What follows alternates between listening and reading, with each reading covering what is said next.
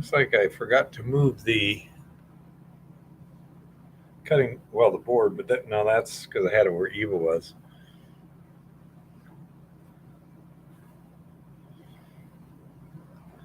I don't know, Honey Bunny, if you could just lightly polish off the rust, maybe. But I mean, it doesn't do any good to have it plated and non-functional. But you might have to use something pretty. Well, I hesitate to say delicate, but basically like that, more like polishing compound rather than emery cloth.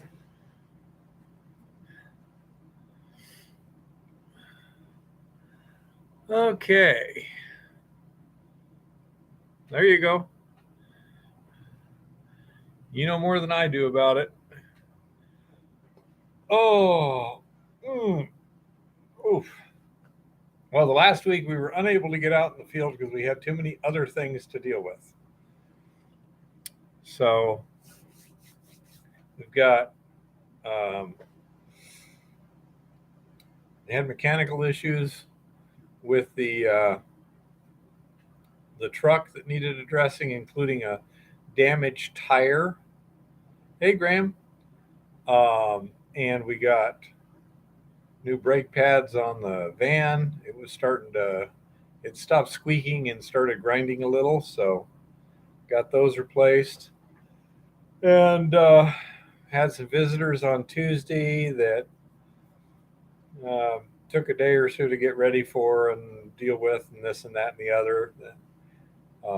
So that was so. I think we've also been out to the ranch and got a few things dealt with there. Move over here a little bit. That's almost perfect. So have a lot. We've been getting a lot accomplished, and we've also run into some complications. Hey, Secret Creek, and that makes life interesting too. Um, First of all, um, we just had to get caught up on some maintenance items and this and that and the other, and so waiting for the tire from Walmart has given us a good reason. I've also got to finish a piece of ladder track that I was in the midst of welding when, when the welder ran out of wire, and a few other little things. But we have some interesting situations here that we are having to address, which makes life interesting. Um, and one of the things that I'm going to be addressing, it's funny, my cursor is in the wrong spot there, is this part right here. And Chris, are you watching right now? Because you're the guy. Yeah, there you are, Chris. Okay. We have a situation where right up here, we're starting to get more coarse gold in um, uh, the mill product. Now, I suspect it's kind of a temporary thing because we moved that uh, stuff from the lower decline dump, and that was theoretically a high grade ore dump. So don't worry about it, Chris. So what we did was, yes, an increase in larger gold. We've had this sluice set up for a long time, and I think so, Honey Bunny. I'm not sure. Hi, Jeff. How's it going? Uh, we still on schedule for sometime later this month getting together. So, anyhow, now we went out to we've just been running the material over that sluice just to kind of monitor. And well, that's a long time. Is everything all right, Jeff? Looks like it's going to be another year. Oh, Okay, as long as things are okay, Jeff. Uh, oh, great. There seems to be something wrong with this plug-in. but anyhow, so um, the when we took the mat out of the sluice after not the last batch, but the batch before. Okay, Jeff, I understand. A lot of loose ends to tie up. But anyhow, when I panned them, it was a lot more gold than we'd had in the past. So I also panned the tailings at the end of the sluice to see, is this all the gold that came through, or am I losing a lot? Because when I'm dumping that tank, it's got a very high solids ratio. I wasn't controlling the flow that well or anything like that. It wasn't optimal, guaranteed. So the question was it very efficient at all or not? And to make a long story short, the answer was not terribly efficient at all. Um, so the next batch, which is the last batch we dumped, I modified the technique. And that is usually what I would do is I would fire up the um,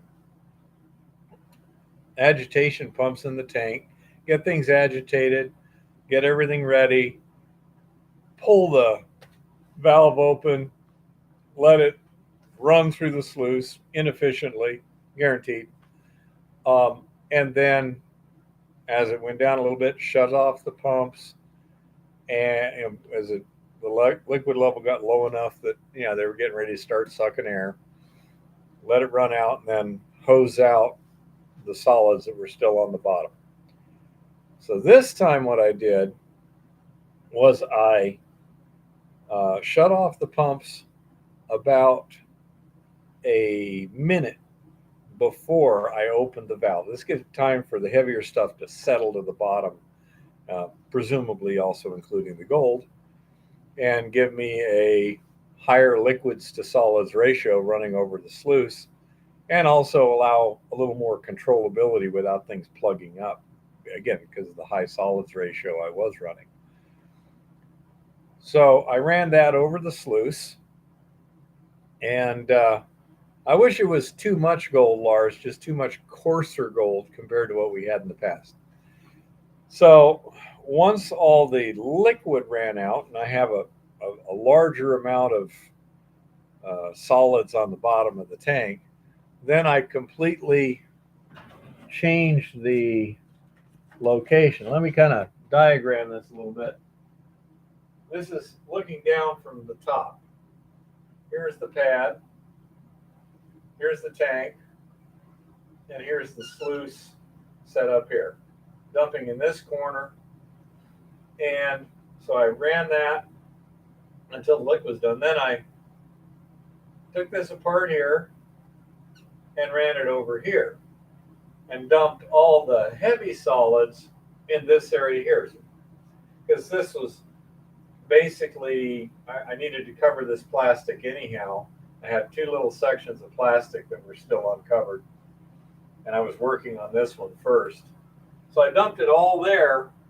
So now I had three different things. I had the sluice concentrates from the light slurry. I had the residue from the light slurry here, and I had the residue from the heavy slurry here. And what I found out was the sluice seemed to work pretty well because the concentration of gold in the light slurry here was not that much, maybe a couple hundredths of an ounce per ton. This, on the other hand, this stuff here, it was running more like a tenth of an ounce to the ton or more by my visual estimate. And And then uh, that means there's a fair amount of material here. It's hard to do this in this area here, probably in the neighborhood of between 500 and 1,000 pounds at a tenth of an ounce to the ton plus. That's a lot of gold there. I can leave this here for now, and that's my plan. Is the next few batches, we'll go ahead and dump them in this manner and see what's going on, because it may just be a temporary situation where the high grade stuff from the lower decline dump has just changed the character of the ore temporarily. We'll see. However, sometime in the future, like Jeff is looking at maybe giving us some more to play with. I guess that's next year now. And then Dave Van has some stuff he's interested in. We're also looking at some different areas. So sooner or later, and probably sooner, we're going to run into an ore that's not super predominant, real microfine gold, leachable gold. And so we're going to wind up with an ore that's not amenable to one or the other, but you pretty much have to do both. You're going to need to do a gravity separation and a leaching to get a good recovery. And as a matter of fact, a sample of some stuff that we got from top of the hill that hit fairly decent appears to me that, okay, I've got an assay of this, and I've got a pan that looks like this, and I'm guessing I was able to pan like half of the gold, whereas with Montana B, it's more like only 20% of the gold or less. Okay, so we're working. We're working on. Oh, it's already thin cross sections, Honey Bunny. We're talking 100 mesh. We're somewhere between 150 and 50 mesh gold. That's coarse gold for what we're dealing with. But again, that should be relatively easy to recover using gravity separation. So we're going to play some games using some gravity separations on this, see how well it works. Now, the guys at Infinity Prospecting, I sent them an inquiry about what their mats can do and stuff, their VDR mat. And he says that it should handle this kind of material in terms of getting the gravity separatable gold. 300 mesh plus is what he's saying. He says it gets really good recoveries 300 mesh and up if you screen it to 20 mesh. So it'll be interesting to see. He's going to send us a little mini sluice, and once I get the dimensions of this sluice here, I think it's going to be a 6-inch mat, may need 8-inch mat, but anyhow, I'll measure it tomorrow and get him the numbers, and then he'll send me this stuff, and we'll see how well his VDR mat works, both in this dumping sluice operation and also with the little mini sluice on this stuff here, and see how well that works as a hybrid system. Chris is talking about a jig and a table. Makes perfect sense. It's just expensive and complicated and such. If VDR mat will get us down to 300 mesh, the Eco Gold X will get the rest, no problem. So this is kind of what we're working on as a temporary thought process here. It also, if you're going to get more gravity gold, you may have to go to a finer grind size, and that'll slow things down some more by reducing the mesh size or reducing the hole size in the mesh on our classification screen on the impact mill. Okay, that would, of course, slow down the milling, but if it gets you more gold, fine. Commensurate or in addition or correlated with the whole idea of now having to put in a gravity circuit is the question of what materials are suitable for contact with that solution that are, one, not going to corrode badly, and number two, the density and flow. Yeah, we're going to have to recirculate the liquid and meter the solids. You're absolutely right, Chris. To get good recovery, we're going to have to get a proper pulp density to get it to work right. The stuff that I'm currently running, I would agree completely, is too heavy in the solids. Absolutely, absolutely. But it's easy enough to recirculate the solution. However, due to previous things that have happened, we know that certain metals are not good. Um, Gonna give me one free? And Chris, um, I've got not only a very limited budget, but to say I'm not even sure that we're going to need this for any length of time. So we'll just do some experimentation. I've got a table. I've got a gravity separator, what I call the trip concentrator. Both of them do really good. Um, if I was just if my particular material only had gold and iron oxides, and that's about it, I'd go with the trip concentrator. If I'm going to get a lot of sulfides and like that, then I probably have to go with my rogue wave table because it'll do a continuous flow and it'll scalp off the heavies, and you can adjust the scalping aggressiveness, so to speak. So I've got other things, but those things are all going to require additional material handling steps. You know, okay, if I don't need it, Chris, I've already got a sluice. All I need to fabricable is dropping a mat in. Say, I've already got pumps. I got a few things. Say, we shall see what we shall see.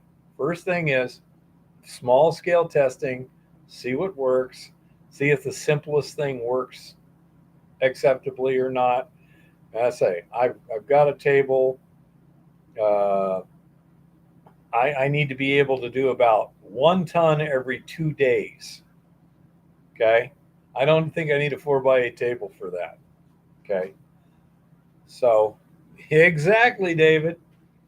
So, anyhow, again, my thing is to keep from having to de-water everything and then re-slurry it with something else, you have materials issues. What is going to be corroded? What is going to precipitate precious metals out of solution? These are questions. That's what this line of stuff is here. I had in my possession a number of different metals. I had aluminum, I had stainless steel, I had tin, I had a galvanized nut for conduit, which I presume is zinc, um, and I had copper and I had brass. Okay, so I tied pieces of each one of these onto a string and put them in the uh, um, tank while we're agitating it, just to see. It's my understanding, probably, you know, uh, iron should be okay. Yes, correctly, honey. Correct, honey bunny. Iron should be okay. Plastic should be okay. Didn't know about the others. That was the assumption.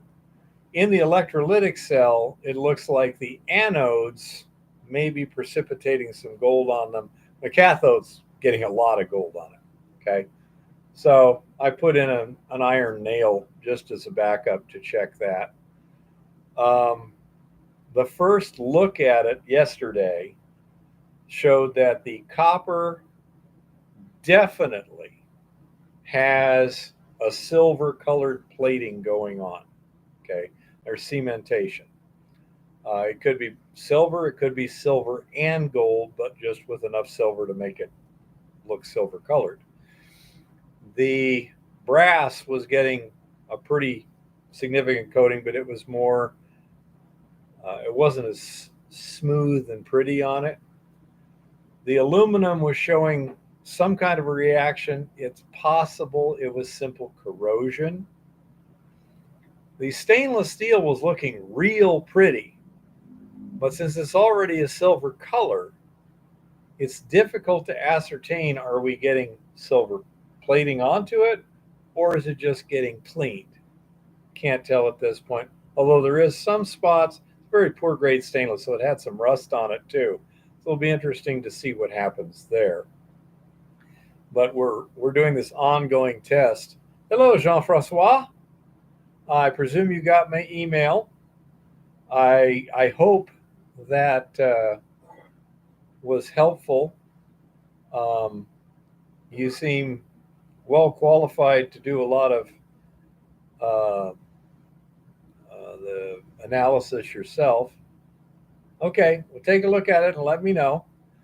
Did I 100% cover each piece in the solution? Yes. I was also very careful to make sure they were far enough apart on the string that they are not touching each other, which could give us galvanic action too.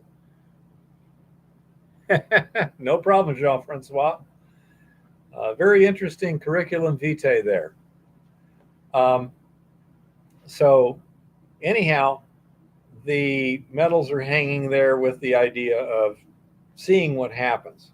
Clearly, the copper is not a wonderful idea, you know.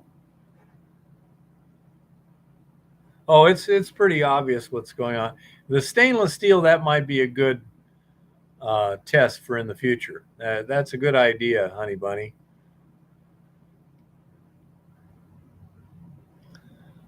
This is not for recovery testing. This is material compatible. Well, yeah, you did something similar. A little bit of a brief history of Jean-Francois. This is more to see compatibility testing. Um, we're not doing cementation as an extraction method. But if I put brass fittings in circuit and they plate gold, that gets to be a very expensive fitting. If we, I mean, a lot of sluice boxes are either aluminum or galvanized steel. And for example, we have available to me right now a sluice box that is machined aluminum VDR sort of thing. Take care, Secret Creek. But anyhow, if aluminum is either going to plate gold out of solution and or get corroded and or whatever, you don't want to use the aluminum sluice box unless you coat it, something like that. And so that's why we're doing this materials testing here, is to see what materials are compatible for direct contact with the leach solution. Because if you're going to do a gravity extraction and you don't want to, say, dewater and then re-slurry, or desolution and then slurry with water, um, life gets vastly more difficult. On the other hand, if you can use solution as your liquid, then that makes the process in concept a lot simpler. And so that's why we're just testing these various materials to see what happens. I like the idea of Honey Bunny of putting a piece of stainless partly in the solution, and especially if we were to take a micrometer and um, just measure the thickness, say it's sheet or something like that, a little strip, measure the thickness. Then the stuff below, if it's getting corroded, it'll get smaller. If it's cementing, it's going to get bigger. How about if we weigh it before and after as Um, well? you could try weighing too. That should work out fine. The aluminum Devon Gold sluice, best product I have. Very, very likely it could be. Say, the problem with an aluminum sluice is the aluminum and the contact. Hey, Jim, how's it going? I know it should, Jim. It would also be nice if it was higher than the leaching circuit. Absolutely. Uh, I don't know, another $5,000 in equipment and time, and because unless I want to put a sluice 10 feet in the air, I'm going to have to pump some slurry. you know. Well, you take care, Jim. Hope things are going well. I agree completely. That's definitely a superior thing because when you're using a leach solution, your gold particles are going to be getting smaller over time. So the easiest way to get it is to gravity at first while the particles are their largest, and then the particles you miss will easily be leached. On the other hand, if you do it the other way around, which is currently what we're doing, and for the immediate future, yeah, exactly. A gravel pump after the sluice. Now, how much do those cost? Where's the electricity coming for this, etc.? See what I mean? It adds a lot of complexity. Right now, um, it's that's entirely possible, Chris. Now, what happens? Now, the Eco Goldex is not glycine. We're pretty sure on that one. Uh, what happens if I go to all that trouble and then it turns out this is only a temporary phenomenon? I mean, the best way to do it would be to build it on a damn hill. You know, you got your impact mill, you got your gravity thing, and then it goes downhill into the agitation tank, which then goes downhill to the. That'd be the best way to do the damn thing. See, and these are the sort of things that, again, as David likes to say, and. I'm trying to keep it simple for now. And if we need to complicate things, then yeah, it would, Chris. Absolutely. Um, yeah, in the old days, mills were usually built on hillsides for the exact same reason. Gravity works 100% of the time. It's extremely reliable. It's low cost. It never breaks down. And that's exactly why they would build mills on hillsides. All these transfer operations become very simple to accomplish. My mill is currently on flat ground. Um, and so, um, say, right now, small scale, all the stuff that I'm dumping can be reworked later if needed, and or it's going to dissolve later. Not critical at this stage, but I agree. The best methodology, gravity first, and if you don't have a handy hill for your operation, some kind of an elevating mechanism like a jet pump, absolutely. And again, for the best recovery, a table is definitely, well, I don't know, definitely. I don't know about the newest sluice mats and like that. My guess would be that a table is going to do a better job than a sluice. Yep, a sand screw would work too. How much is a sand screw to elevate 10 feet going to cost? How much power is it going to use? See what I mean? Right now, I'm just seeing what works, and that's cheap, simple, and fast. I would think so too, Chris. If you weren't running a leaching circuit, then it would probably be a far better choice in virtually every circumstance. I can't think of one word. It wouldn't. But when you have a leaching circuit and it seems to be getting everything under 150 mesh, and that's 150 mesh after the leach, yeah, it's about 6 feet long, Jim. It ain't gonna get it that far. Okay. Absolutely, Chris. For another week of work and $1,000 in materials and another 3 horsepower draw, we could make one. And again, in the future, that might be a great idea. Right now, it's testing, testing, testing. I can do the other for essentially no cost. Yeah, Jim. Grain augers, those use steel troughs or aluminum? That's my thought, Chris. Possibly, honey. Yeah, I have found that to be true also, Jean Francois. By the time you build it, figure out what you didn't do perfectly, adjust, rebuild, do this other, it turns out it was cheaper to just buy something. So, say we're going to start out with testing the effectiveness of the VDR system from Infinity Prospecting. Well, if it's steel and steel, it'll last a reasonable length of time, but that I'm not sure. I presume the auger is not touching the trough. If it is, then with the sand, it would grind up pretty quick.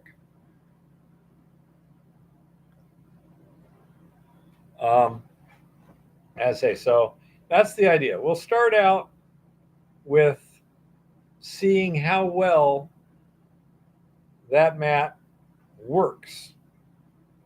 If it doesn't do the job, it doesn't do the job. If it does the job, then we've got, an option. That's a possible too, Jean Francois. I say I've got at least 2 devices I know will work.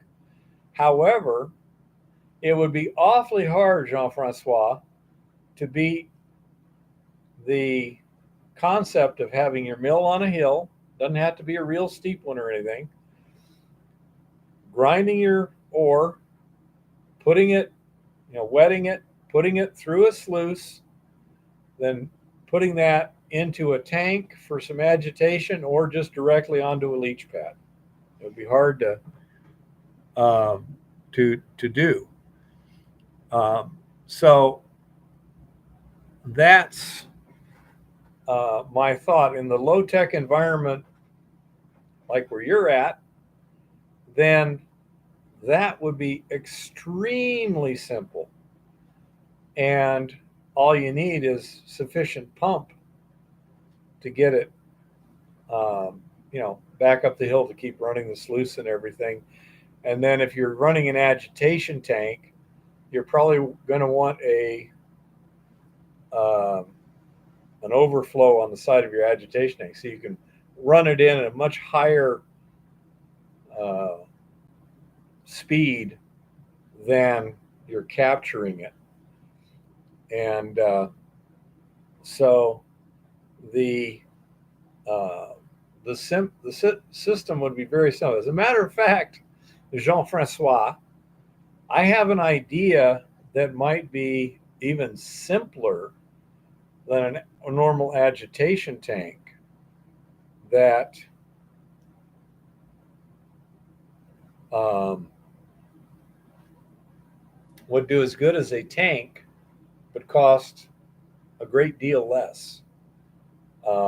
So I say I have some thoughts on that, um, and I don't see why they wouldn't work.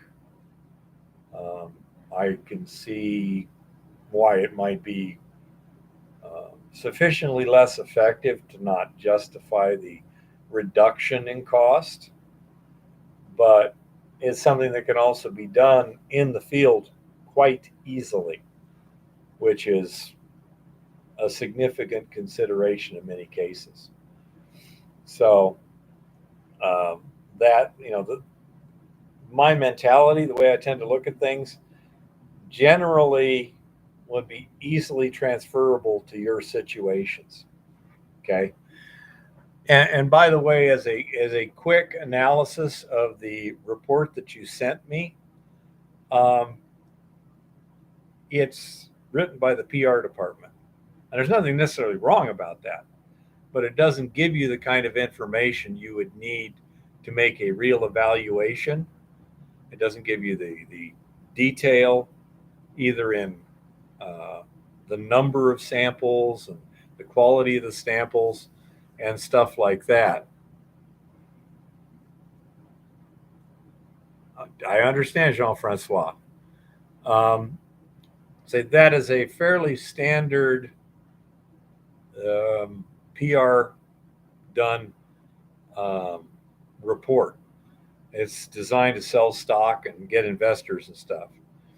It's not designed to be highly informative to an expert. Okay. The fact that you have a lot of artisanal miners working there and you're looking to start on a small scale, I think it sounds perfectly doable. Um, but yeah, you're going to, location wise, you're going to want the area with the richest gold. Coarser gold is always easier to get through gravity and stuff like that. But I mean, grade and lack of stripping. In other words, if it's on surface and a reasonable grade, it's probably better than underground at a higher grade. That sort of thing. Yes, selecting location will be critical to making it happen as quickly and as cheaply as possible. And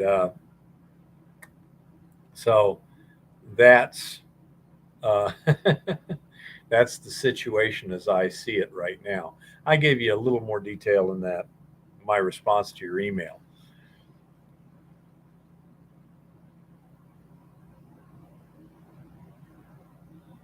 I agree, Jean Francois. If you're scraping decomposed bedrock at surface, a lot easier than digging hard rock at depth.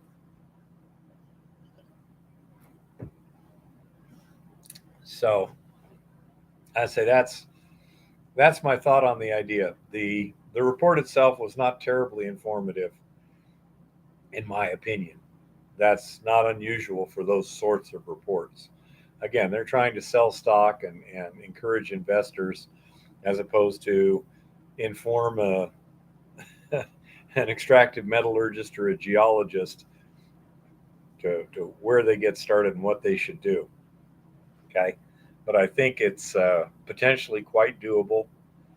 Um, I don't see any need for mercury in today's world. Cyanide may or may not. I think the Eco Gold X works better than cyanide. It's less toxic than cyanide. Availability and cost are a different issue, though. So you'd have to see what the availability, what the cost delivered to the project site would be, and things like that. Can you get it when you need it? Is this something you have to order, 6 or 12 months ahead of time before you get it? That could make the situation much more complicated. Likewise with the resin, um, you can, it doesn't do you any good to have a resin dependent system if you can't get the resin when you need it in the quantities you need. Hey, Naudius, um, we're using ion exchange resins where we're doing here, and the um, the situation we run into is okay. Thank you, Jean Francois. I'll look at it in a minute.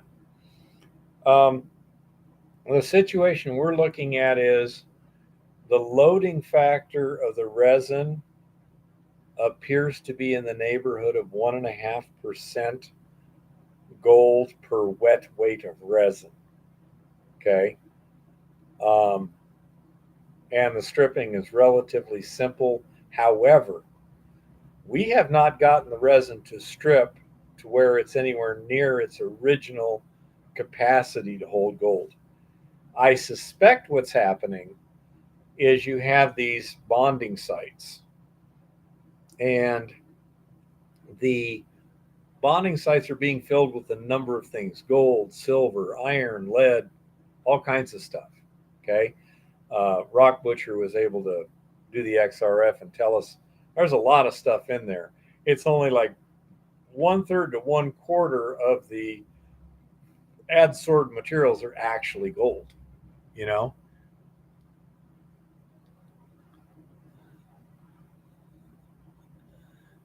Just just ask Secret Creek. We're always happy to answer. So anyhow, the gold, I mean, theoretically these things are supposed to load to like 10% uh, adsorbed material. Um, we're getting, yeah, say more like 1.5, 2%. Some of that may just be it's not as efficient as theoretical, but also all the bonding sites are being taken up by other stuff. When we strip it, I don't think we're getting rid of that other stuff very effectively. Because when we reuse it again, we get like 1/4 the effectiveness.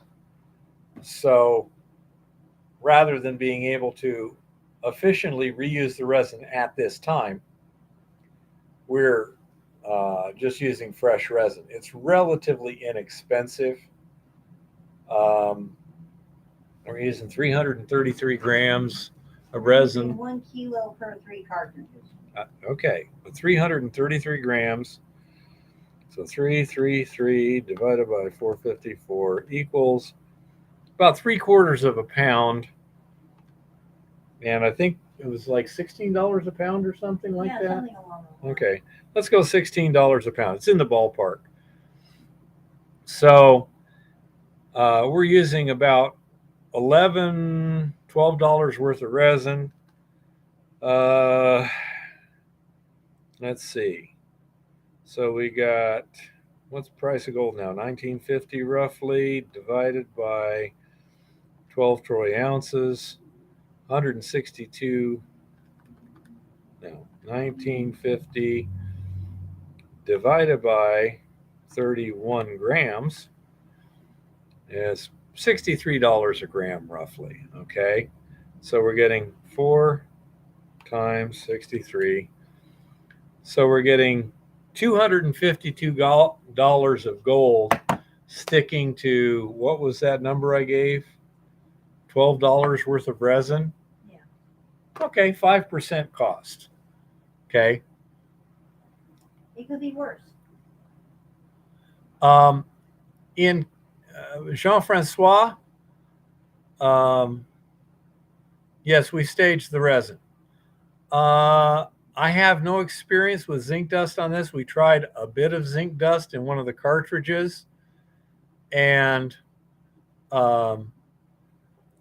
it didn't seem to get the speed of recovery that we wanted. The resin seems to grab it faster.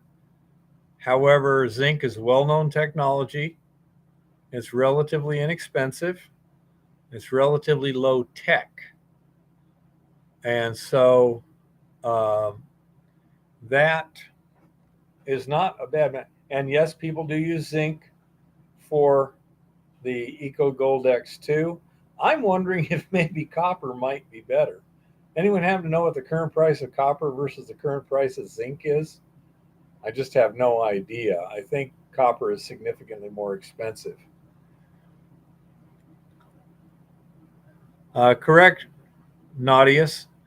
The other thing we have found recently is that with the exact same solution, the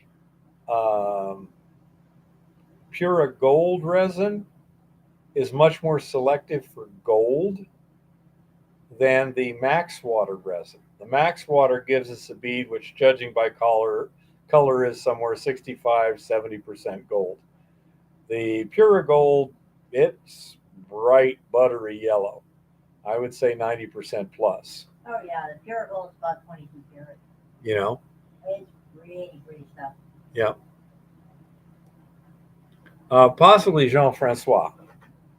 Um, I say, I know the copper works. I don't have sheet zinc or zinc shavings. I have granulated zinc and powdered zinc.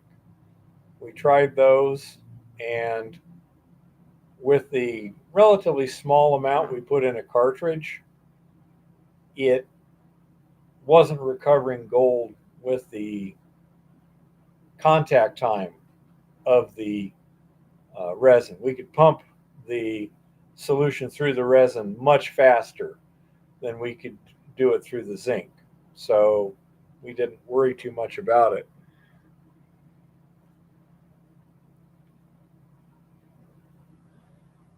I don't think it's Purolator. I think it's Purolite. And I've got a number for that. Let me see. Let me go over to here and search Puro, Purolite.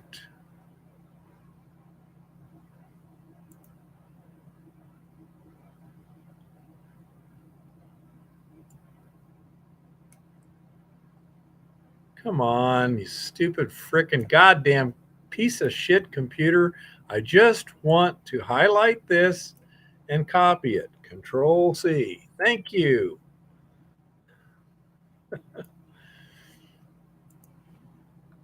Control V. Okay, that's my contact at Purolite Resins. Okay, we tried several of his resins, and um, that is, the one that we used, the ones he sent us. The one we used that seemed to work best. Hello. Come on. Was the Pura Gold.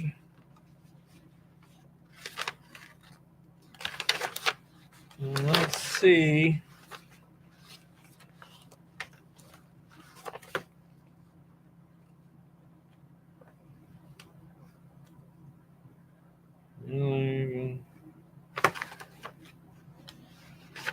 Let's see.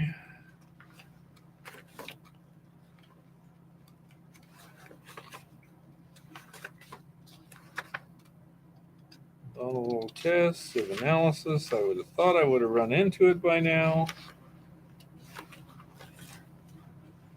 Max water.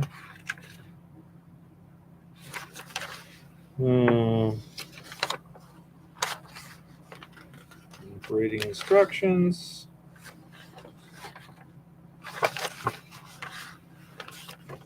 Oh, dear, dear, dear.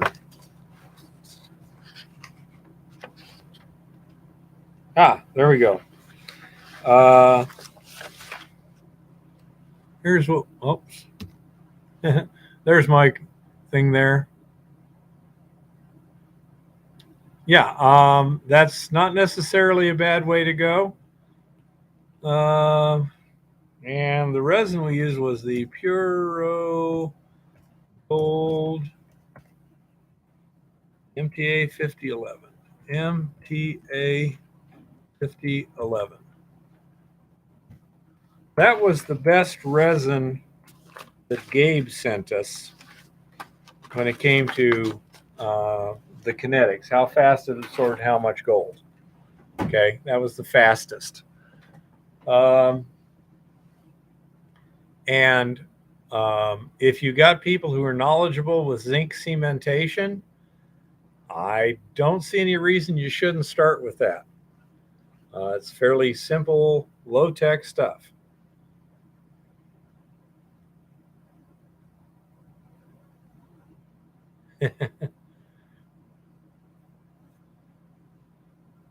You're welcome, Naughties. That's what we're here for. That we try, and everybody tries to help everybody. And say that's the pure gold resin. The other, the other one we've used is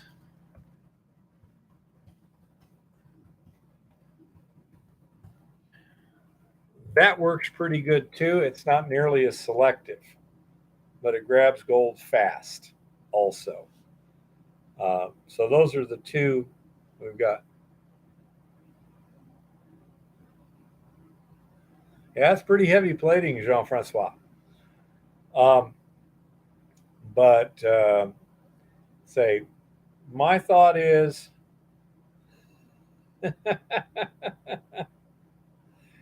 um, the I derailed my train of thought there, Chris. But anyhow, so yeah, it's. I'm thinking that in your situation, Jean Francois, that a high efficiency sluice, pulverization, high efficiency sluice, followed by an agitation leak or a pad leach with either Eco Gold X or cyanide might be the way to go for your level of technology you're dealing with. And when you're getting the gold out of the solution, cyanide, of course, they know a lot. Uh, the Eco Gold X, we never tried carbon. We tried direct electrowinning, that didn't work. And we found that those two resins work pretty well, and we can effectively strip both resins.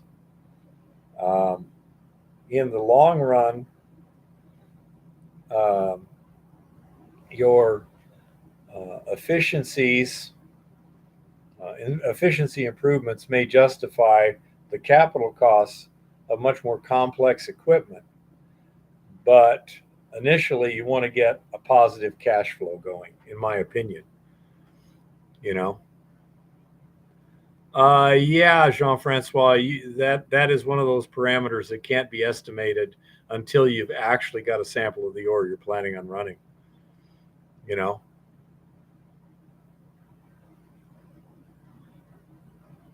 okay, Brian.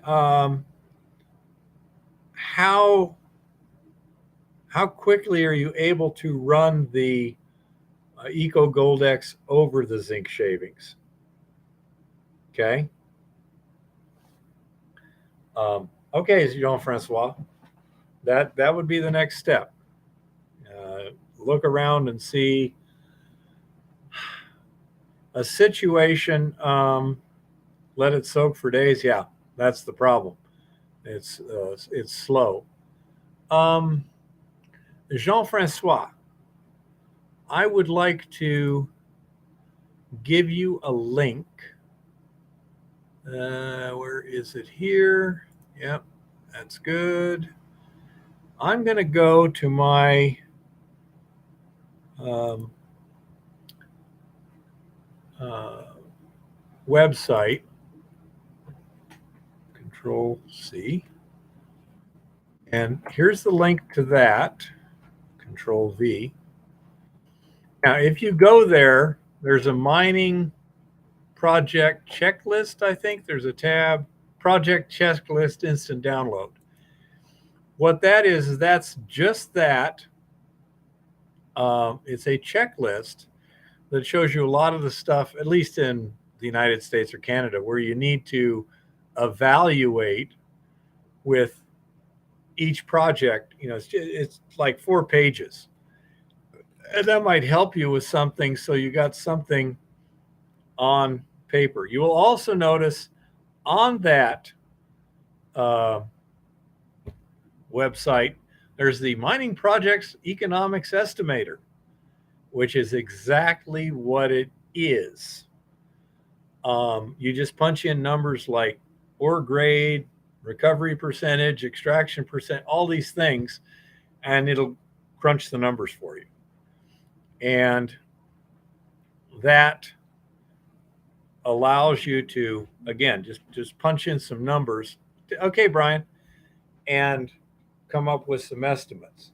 Now, obviously, the calculations are only as good as the numbers, so estimates are just that. And it's a good tool, especially to play what if games. Okay, that's what I find, because you got so many different parameters you're looking at. You're looking at stripping ratios and cost of mining and cost of processing and all these things.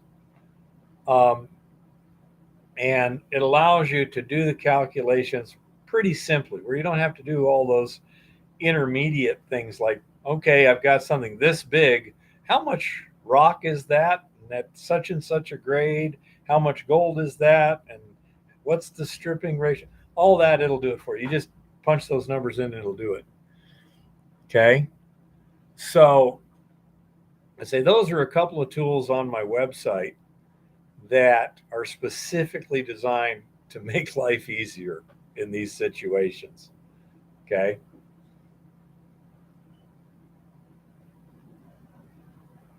So I say that's something important. Now, let's see. I think I've initially covered most of the subjects I'm looking, uh, you know, for this week. However, the goddess is planning to do a presentation next week, Maybe the week after. or maybe the week after. Yeah. The goddess will make pronouncements when the goddess thinks it's time. Okay. That said, But anyhow, so here's what she was planning on doing. Somebody asked some questions when we had the visitors, and it had to do with fire assaying. So she wants to do a presentation on basically the history of fire assaying, how does fire assay work, and things like that, so that it's kind of a standalone presentation for newbies. This is not like a technical presentation, but that way, so that everyone can get an overview of fire assay. So the question I have tonight is, what do you want answered when it comes to fire assay? Okay. that is the question. So as time goes on, if you guys come up with questions on fire assay or to be addressed by fire assay on that subject, put them in the chat, and I'll write them down. Resources on the history of etc. List those in the chat too, so the goddess can expand her library. Okay, I hope you're there. She said if people have, good sources of information on fire assay, you can list those too. What I'm going to have to do right now is take a short break, little one. I'm in the middle of braiding my hair. You can freaking wait. Not really. Okay, hold on. Okay, I can wait a little bit. Make my life difficult. Yep. But anyhow, so okay, so flux recipes.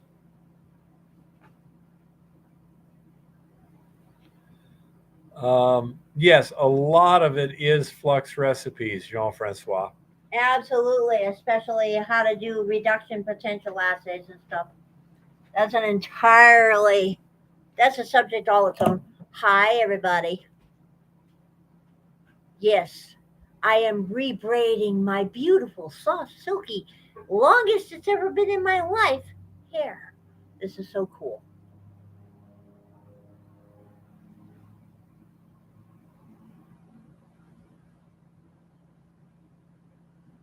Hi, honey bunny.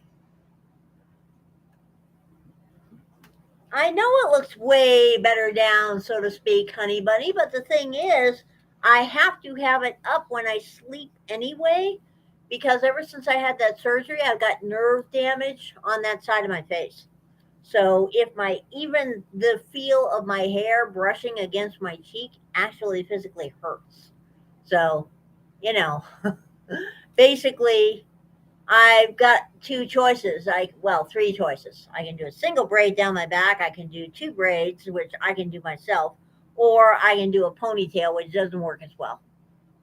So, because anything, I mean, like if he has the window open in the truck, a strong breeze blowing on that side of my face causes my face to hurt and my ear to hurt. It's just really not pleasant. So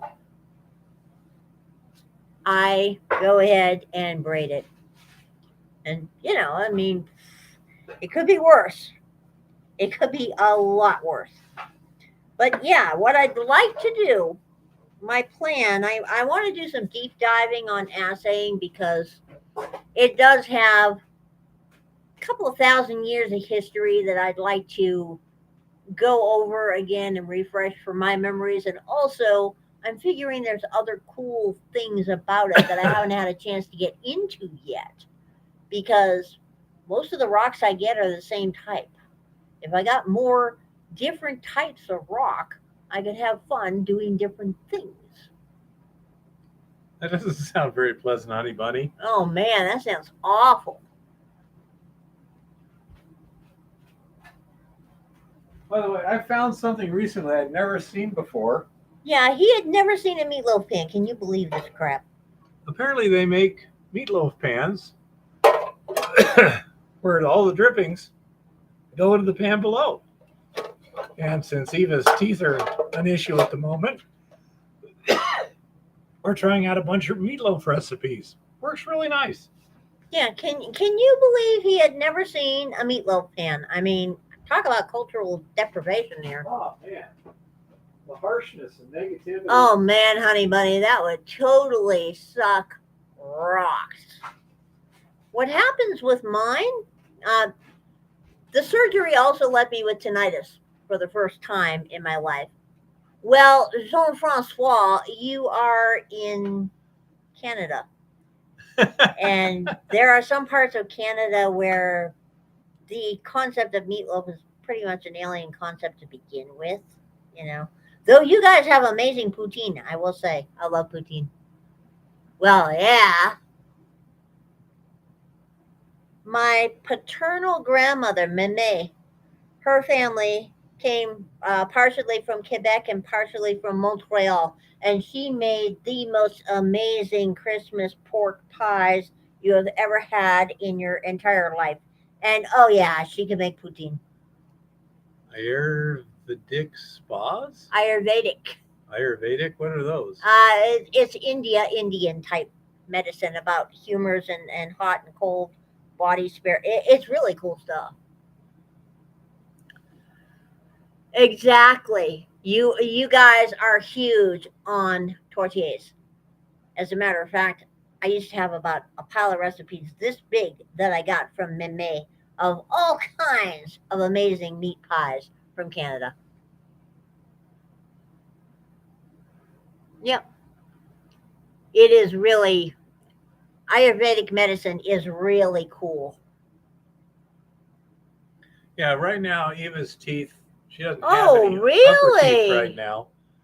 Kodak, that would be amazing. Yeah, Meme. That's what we all called her, was Meme. They steam you and stretch you out. Oh Wow. yeah. It is amazing. Ayurvedic medicine in general is amazing. And the Indians spent a couple of thousand years developing dietary recommendations that were based around the keeping the various energies in your bodies balanced. It's really cool, actually. Hmm. I've talked to a few people about that. Okay. But yeah, my French Canadian grandmother was all about her pork pies and the other types of pies that she made that she had learned from her mother and grandmother and everybody back to the dawn of time. And her favorite song was the French version of La Mer, Well, as opposed to Bobby Darin's Beyond the Sea. we did find a place over at Walmart here, for example. We can get them, but there's a place near Anaconda that makes pasties that are pretty good. So that works. That works well also.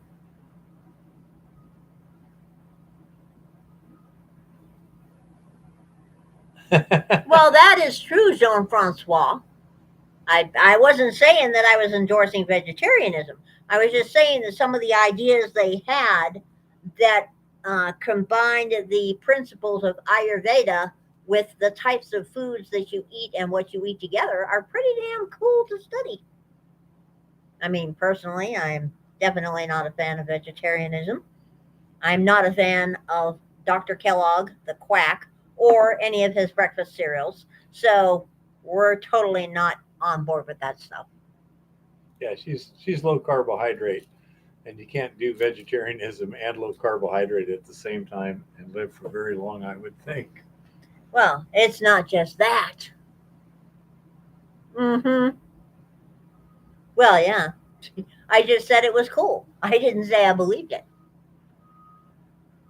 I will agree with that, nauseous. I've had quite a lot of Indian food and I like it. Well, Jean Francois, back when I still had hormones and still had all my plumbing and I was younger, yeah. These days, there's probably cobwebs down there. I don't know. Hmm. Anyway, it's his turn.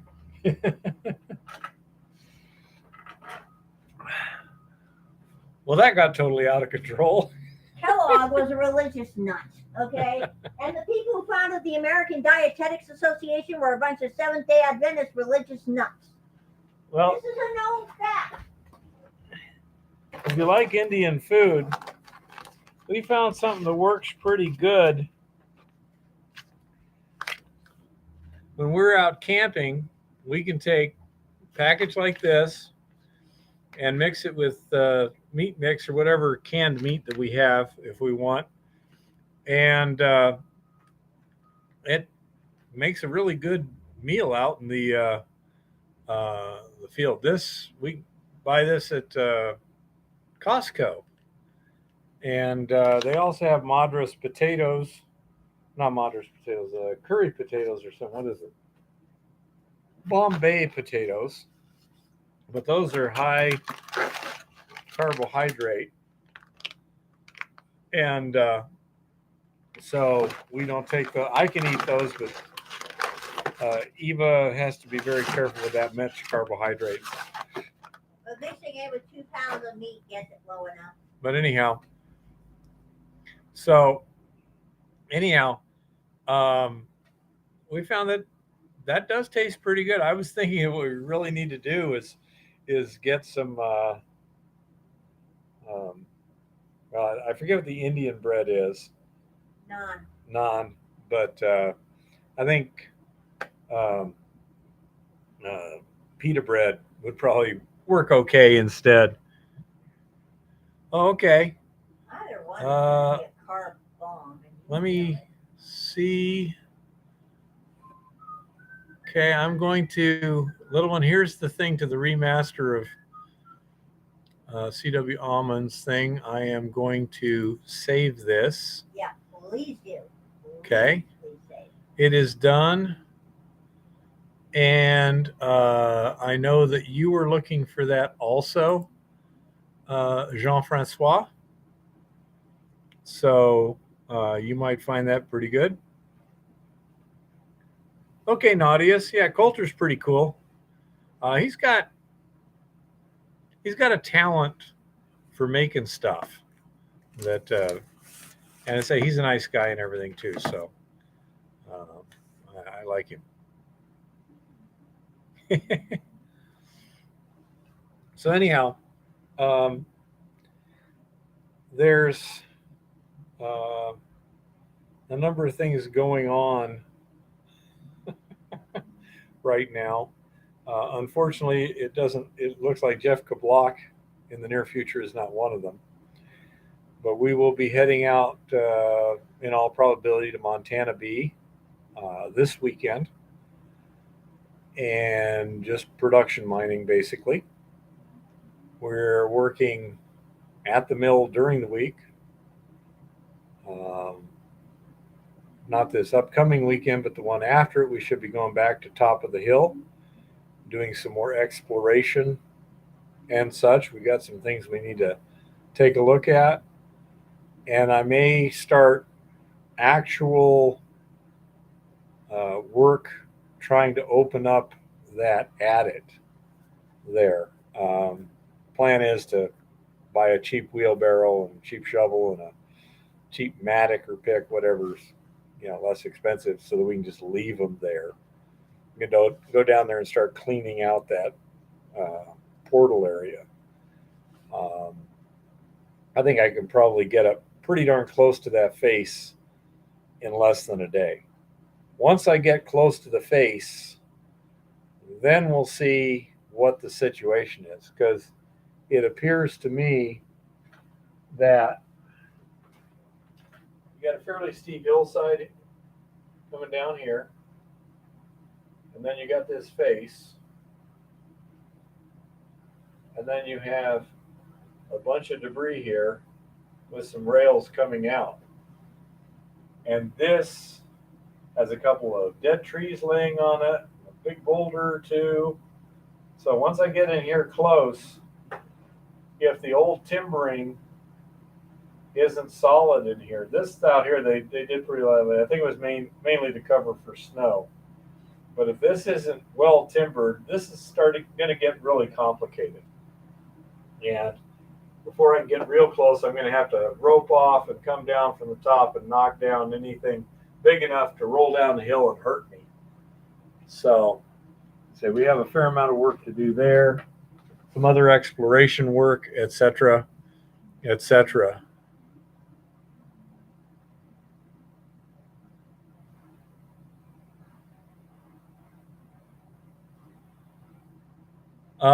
It's so steep. It's not up here that's the problem. It's right here. This has had a lot of weathering, and so this is the slope I'm worried about. There's plenty of dead trees we can chainsaw into good timbering, but it's going to have to hold up long enough and safe enough for me to start timbering this portal here and get it out a little bit.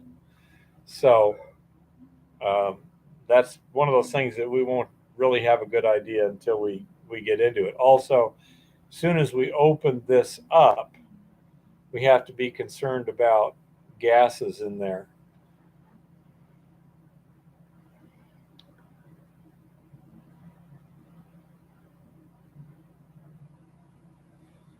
Um, Idaho put out a good book on timbering mines that I got one time. The subject of hard rock mines in general is so complex that I've never seen a good book. That's one of the reasons I started the channel, is because you either get nothing useful or just overloaded in information, and the basics are relatively simple. The idea is to shore up the loose stuff. This isn't my problem. This is my problem. And for that, I probably have to put in crosswise, you know, basically poles running from one side to the other this way, to hold stuff back. I don't know. Are you going to recreate that roof that they had over the train track? Eventually, yeah, that would be the sort of thing, but not with one bys. I mean, we wouldn't be planking there. That would be, I'd be using full size tree trunk sort of stuff, in the 8, 10, 12-inch size range for this area right here. And that's going to be one of those situations. We'll see what we get to when we get to it. Hopefully, they've already got this timbered up, but usually the old timers were a lot shorter than me, apparently. So, I mean, ideally, it's nice if you can get under their timbers and put new timbers in there.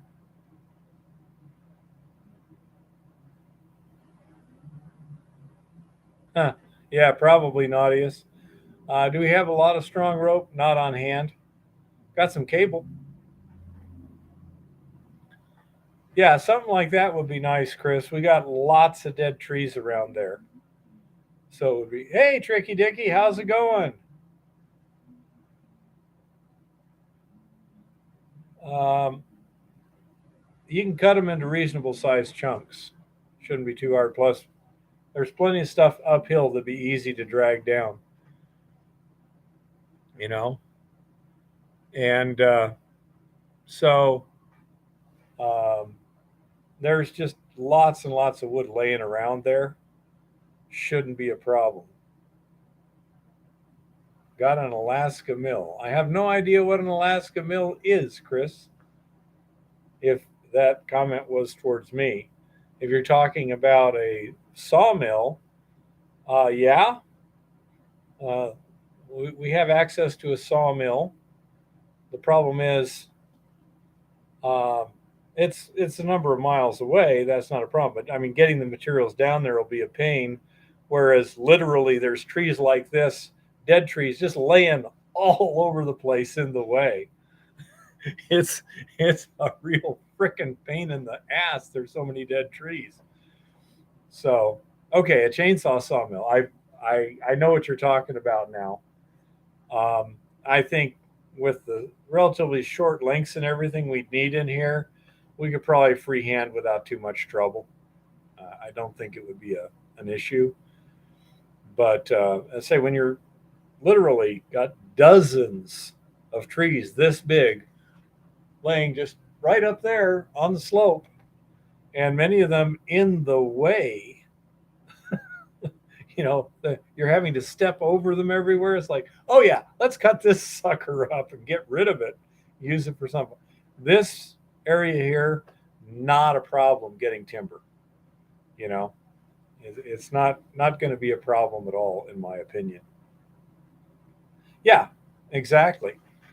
Cut the stuff up, use it, throw the other stuff over, small stuff over the sides. Well, No comment, huh? clearly you're still with us there, Tricky. So that is a very good thing. Hi, Tricky. Give the babies a hug.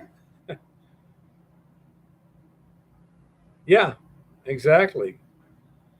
Um, don't know if we're even going to need some. It'd certainly be too much effort to haul them uphill and out of the way. The hike up from there for Eva and me is, what would you guess, 45 minutes? Yeah. And if you had a strong buck, 5-10 minutes. Neither of neither of us are young and strong, so we have to take our time. Tricky says, no, no babies here at the moment. He's all out. Oh man. And I will also say that Eva held up pretty good that last trip up there. When she got back, she wasn't exhausted or stove up or anything like that. So that's a very, very good thing. We didn't push it super hard, but we were working. You know, that was not an easy task for us. It wasn't, life threatening, strenuous or anything, but that's because we made sure we didn't get into a similar bad situation. But I'm very happy that Eva's healed up so well from the back injury last year. And so I say that's a project that'll take. Jean Francois says that's because the tinfoil hat that protects her from noxious radiations. Uh, there is some relatively mountain goat stuff there, David. Um, just below that portal, it gets steep. There is one spot, I mean, just that I plotted out. One corner of the claim, according to Google Earth, is here at such and such an elevation. Another quarter of the claim is over there about 1,650 feet away diagonally, and it's 500 feet lower vertically. Yeah, honey bunny. It's under, let's see, what was it? Let me go to, I think it's even more. Yeah.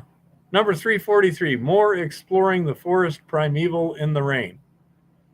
Okay. Wow, the new proof peace dollars are gorgeous. Oh, if our mint was not a criminal enterprise, I would buy one. Yeah. And so the uh, one potential negative is the huckleberries are starting to ripen up there. So I presume the chances of bears is going to go up significantly here shortly. So I'd say right now we're at full bear precaution anyway, just normally. Oh, they're really tasty. Huckleberries are tasty things. They don't come in big clumps or anything like that.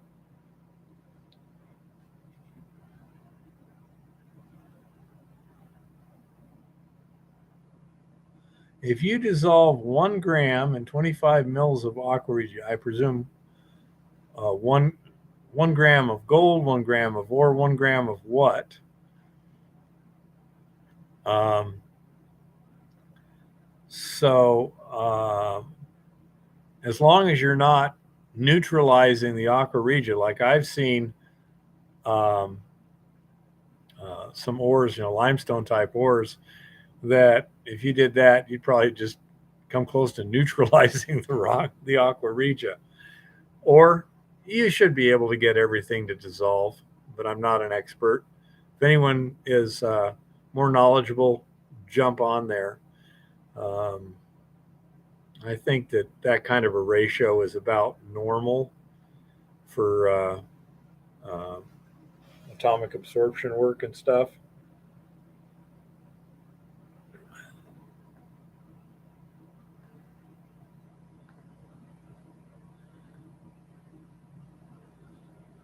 So, are what you're saying, Jean Francois, that the silver will still not be dissolved because it precipitates is as a chloride, an insoluble chloride?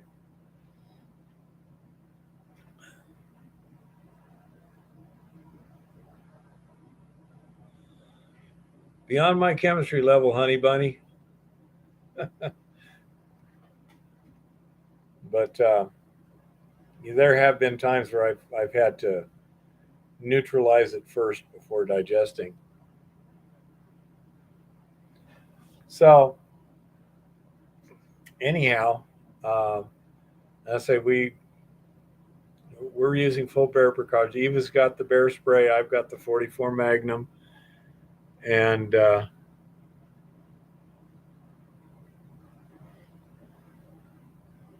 and so say we're being careful. We're keeping all the food inside the truck, even like the trash can and stuff like that. When I'm not cooking, it goes inside the cab of the truck and gets closed up. Um, Very confident that the truck itself is safe from easy bear attack with 1.5 inch square tubing on 2 foot or less centers and 050 aluminum. It's going to take a while for a determined grizzly bear to open that can of food, and he's probably going to get a severe case of lead poisoning long before he gets the can open. You know,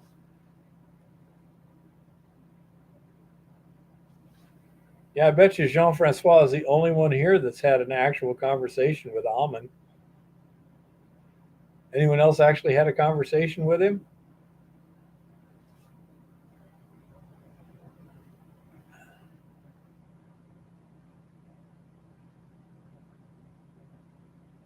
Well, Deep Rock Resource probably wasn't interested in publishing, and that's why it disappeared. Would be my guess.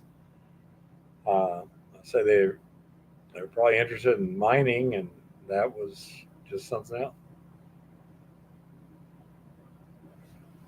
So anyhow, um, that's kind of our setup for the next couple of weeks. Oh, gee, That we just had our milling. hottest July in 174 years, according to NASA. The hottest NOAA. July in 174 years. Now, NOAA and NASA. now, does that mean it was at least this hot 174 years ago? Or are they saying that? It says warmest ever month in 174 years of record keeping, according to NASA and NOAA. Of record keeping. Yep. Yeah. Smashed the previous record by more than 1/3 of a degree Fahrenheit. Yeah. Well, heat island effect is a possibility also. So it's I work more with the satellite measurements myself. Hey, Jeff's Adventures. Well, he says, "Hey, Keith and the gang, and hello, Mrs. Bowen, my silver hat wearing queen." Okay, that works for me. But I'm a goddess, not a queen. A queen would She's imply pleased, Jeff. A queen would imply I have a kingdom. I don't have one of those yet. Because somebody has not found me a good patented silver mine. We're working on it.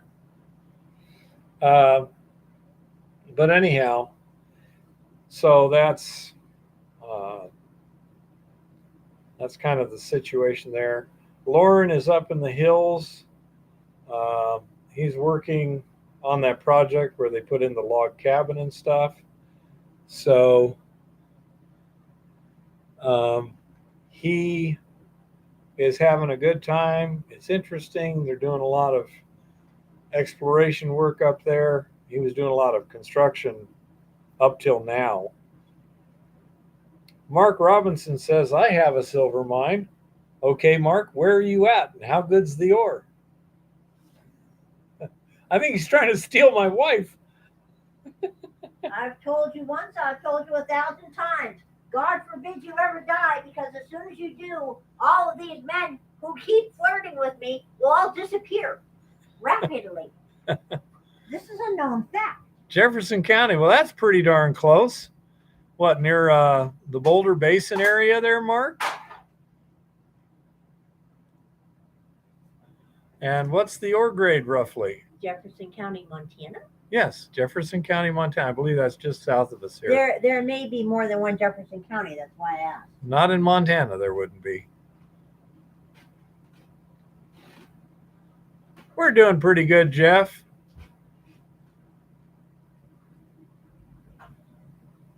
Well, you're most welcome, Jeff. That's what we're here to do, is to help people out.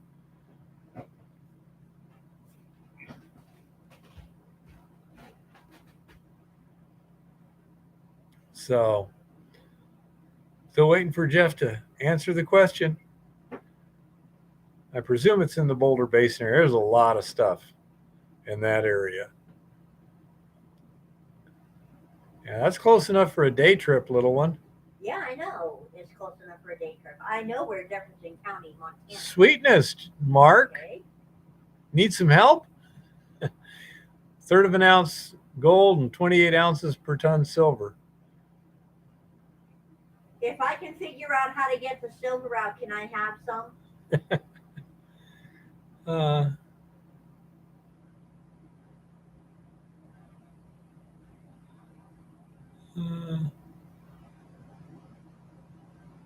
Now that's an interesting burning question right there.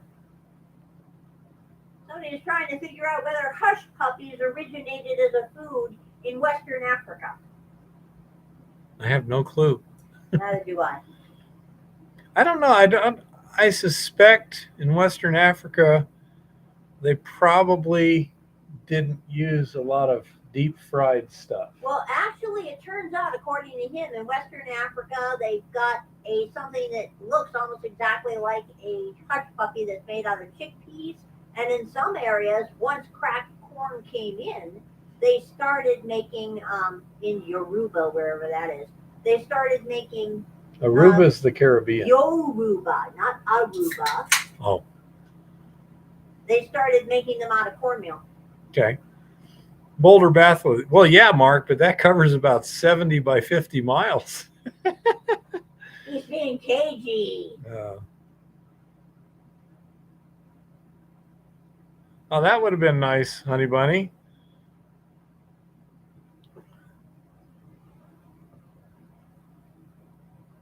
Wow. Jean-Francois said, in the mid-'80s, a friend of a geologist friend of mine went metal detecting in the woods surrounding the then-abandoned Cobalt Alterio silver mine. He detected a 75-pound silver nugget.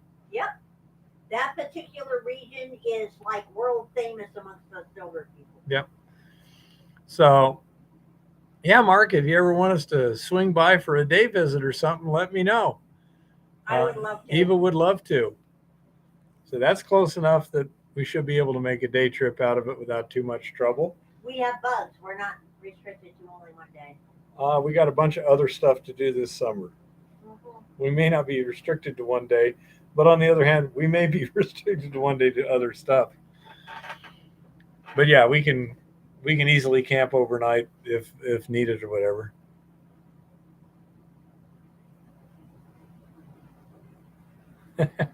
He said they were metal detecting the old dumps to death, so he thought, hey, let's try the woods. Yep. Sometimes just you're in the general neighborhood, but go someplace where nobody else is. It's kind of like fishing. The obvious holes have probably been pretty heavily fished. What about a day trip? Dude, it takes a day just to get there at 600 miles an hour, Tricky. We're talking somebody within 50 miles of here. So, little different story. But yeah, yeah. I say if you want us to visit someday, drop me a line. Sounds quite interesting. Let's see. I'm trying to think. Anything else? Not really. I say we're working on that a hybrid system, so we can get the coarser and finer gold using both gravity and leaching. Um, and we got a lot of exploration and stuff to do. Oh my goodness, somebody's here. Let's see, who was that? Jeff's Outdoor Adventures. Hey, Jeff. Move it or lose it. Hi, everybody. Happiness is having not one but two meatloaf pans that you got for a ridiculously good price at Goodwill. Just saying. Hi, Jean-Francois. Comment allez-vous? Hi, Tricky. Tricky, say hello to all your children and your wife for us. Okay. So, there may or may not be things going on in the news this week. I haven't decided yet. I will say this. What happened in Maui, what's still going on in Maui, is absolutely horrible. And reading the accounts of the people who live there has been really horrible. And seeing that Lord Malarkey, when asked about Maui, only had one thing to say, and that was no comment. I believe he was sitting in a beach chair at the time. The goddess is not surprised, but the goddess is mildly annoyed. It should also be noted, according to locals who live there, this fire had been burning for 8 hours or more. The smoke and the advancing fire were clearly visible. The wind direction and wind speed were entirely obvious. There were no calls for evacuation and no sirens and no warnings from the government. And apparently, for some bizarre and unaccountable reason, most people were sitting around watching this coming and waiting for sirens. The goddess can't figure that one out either. But regardless, it is just absolutely horrific. It is a terrible, terrible situation. I mean, there's just no Um, there's just no words for that. The amount of history, the amount of property damage, the amount of human life, the amount of ecosystem damage is going to be ridiculous and extreme. Which leads the goddess to a piece of little local news that she ran into today that's a little bit bizarre and unaccountable. So, the goddess has been seeing around Montana these billboards that say something along the line of clean air and good climate is a constitutional right. Since that concept is so bizarre that the goddess couldn't possibly believe anybody could be that insane, that they have actually codified this anywhere in the world, the goddess pretty much ignored those billboards and decided that that is no longer an option after what happened today. There is a judge who naturally was a chick. I'm sorry, the goddess is the ultimate sexist here. Chicks do not belong in such positions that require logical, rational thinking. Okay? If you can't think like a man, you don't belong on the bench. You don't belong in the voting booth. You don't belong vice president of the United States. If you cannot think logically and rationally, stay the hell out of real jobs. Okay? Note, the goddess has a real job because the goddess learned how to think like a man when she was a kid. But that's another whole story. This Kathy, whatever the hell she is, a group of children, none of them over the age of 22, got together and filed a lawsuit in the great state of Montana, claiming that the great state of Montana was violating their constitutional rights because they were failing to control the use of fossil fuels in the state and failing to control the negative effects of climate change on the mental and physical health of these thin skinned, infantilized, absolutely insane little darlings. In any sane part of the universe, this case never would have made it before a judge because some sane thinking, clear thinking adults would have said, "Oh, hell no.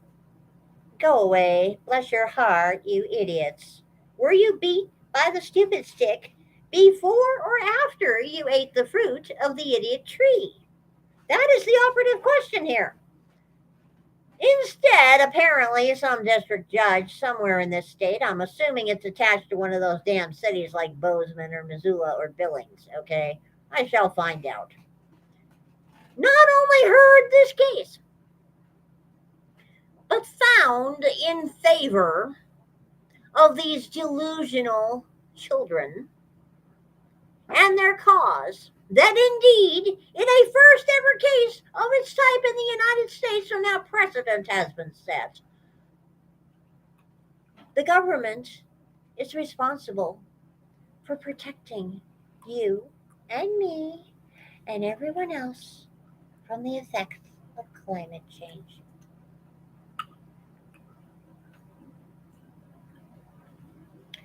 Yeah, exactly. Let that sink in for a moment. Not only do you have a group of delusional people, and yes, none of them are over 22, so they're going to be pretty much delusional anyway, or at least abysmally ignorant, that had enough money between their families.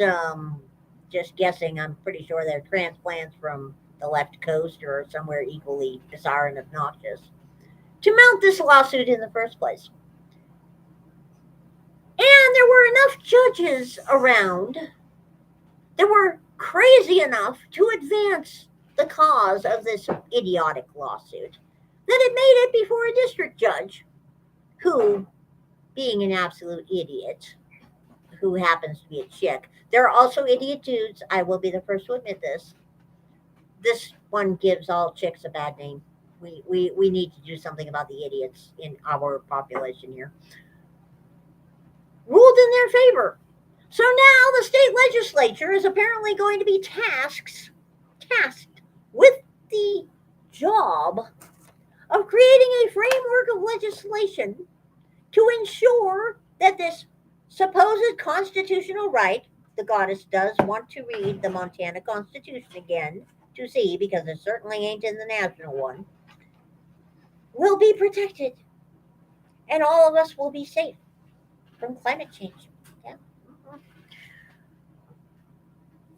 The goddess has learned two things from this. Number one, never ignore any billboard anywhere, no matter how outrageous, idiotic, and stupid it is, because billboards mean money, and the goddess temporarily forgot that. Okay? Number two,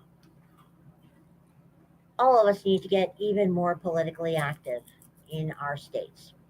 There is no way that judges should be able to legislate in this manner from the bench. And there is no way that anybody who has such an abysmal grasp of science, an abysmal grasp of law, and an abysmal grasp of reality should be allowed to be on the bench in the first place.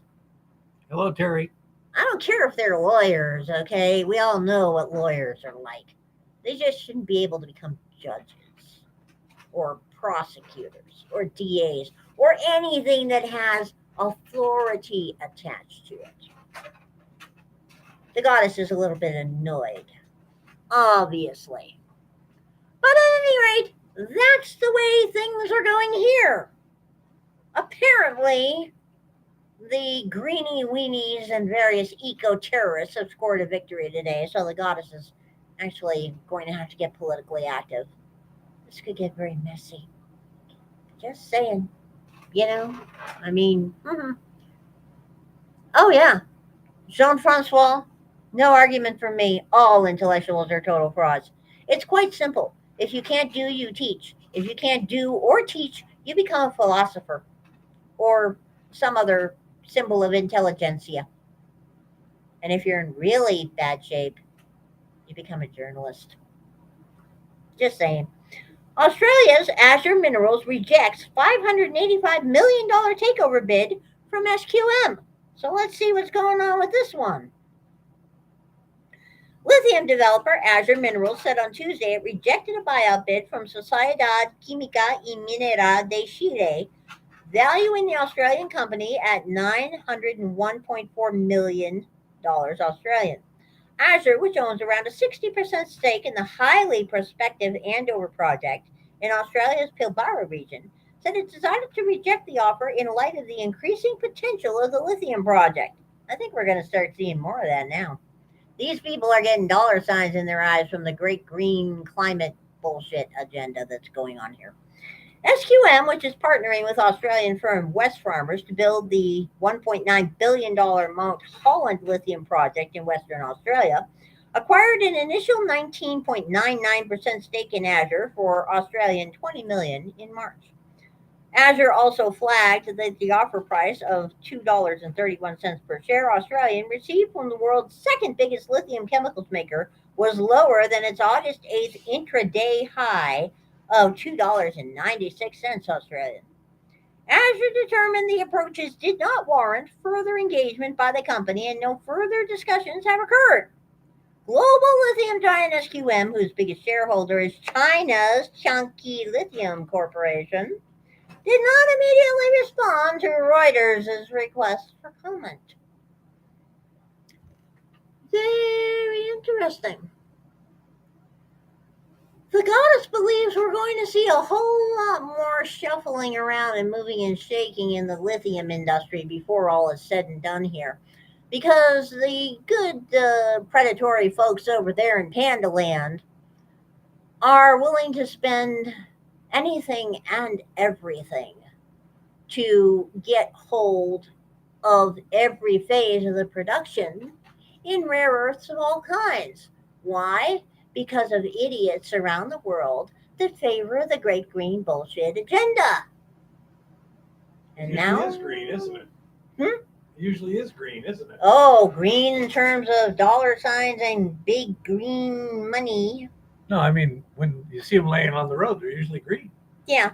Well, actually, they're usually swollen and covered with maggots and smelling really badly. But that's beside the point. I've never officially seen green roadkill. I'm talking about the bullshit. Scat is not green. Scat is many colors, but healthy scat is not green. Not even cow scat is green usually, though it has a lot of green in it. Just saying, don't pay any attention to him. He don't recognize poop when he sees it. Some of us understand that. Deep sea miner, the metals company, stock surges on $27 million capital raise.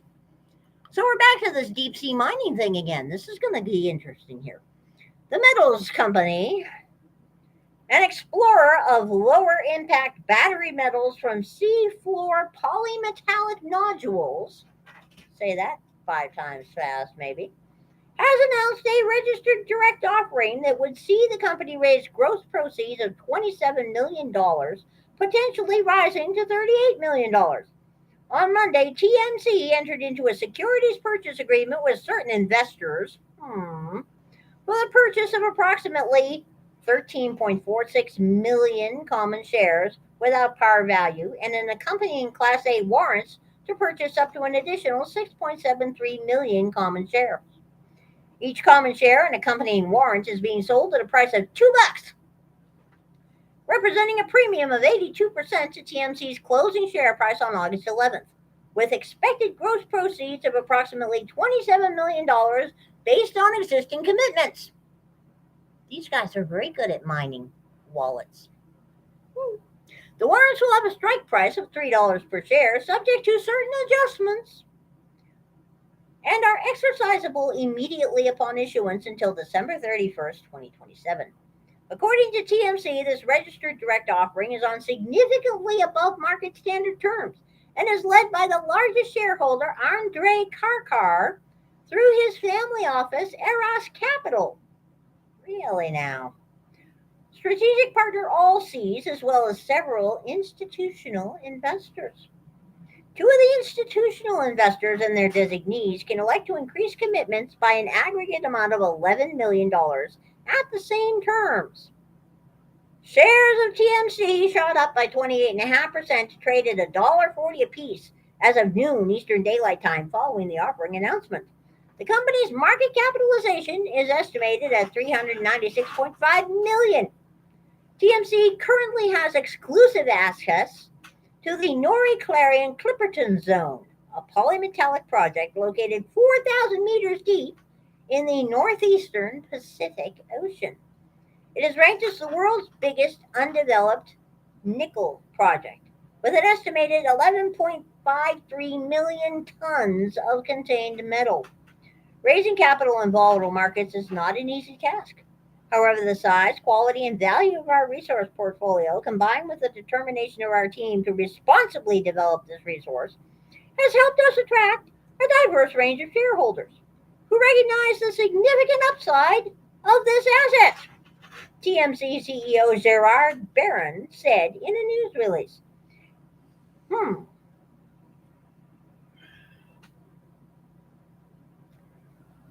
The goddess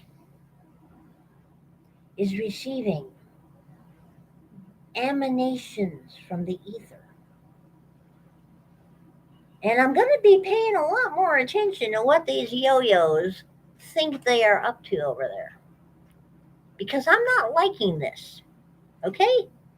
Mind you, the goddess doesn't necessarily have anything against the idea of deep sea mining other than the fact that it's bizarre, impractical, ridiculous, and could be environmentally devastating, just standard little things like that. But this is getting a little bit funky. Jean-Francois, you think somebody would actually have done some calculations? You'd be wrong. Yeah, absolutely. We certainly don't know anything. We don't need no stinking numbers. Well, of course not. Nobody needs any numbers. You know?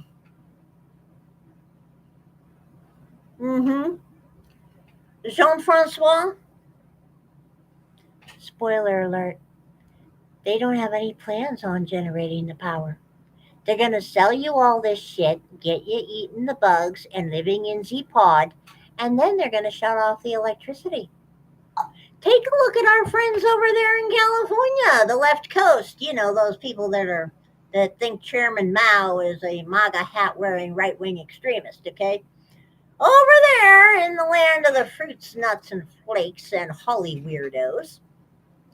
This past summer and earlier this year, as a matter of fact, Gavin Newsom, who is a relative of Nancy Pelosi, go figure, was making pronouncements all over the place that Californians had to avoid charging their electric vehicles because the grid couldn't handle them charging their electric vehicles.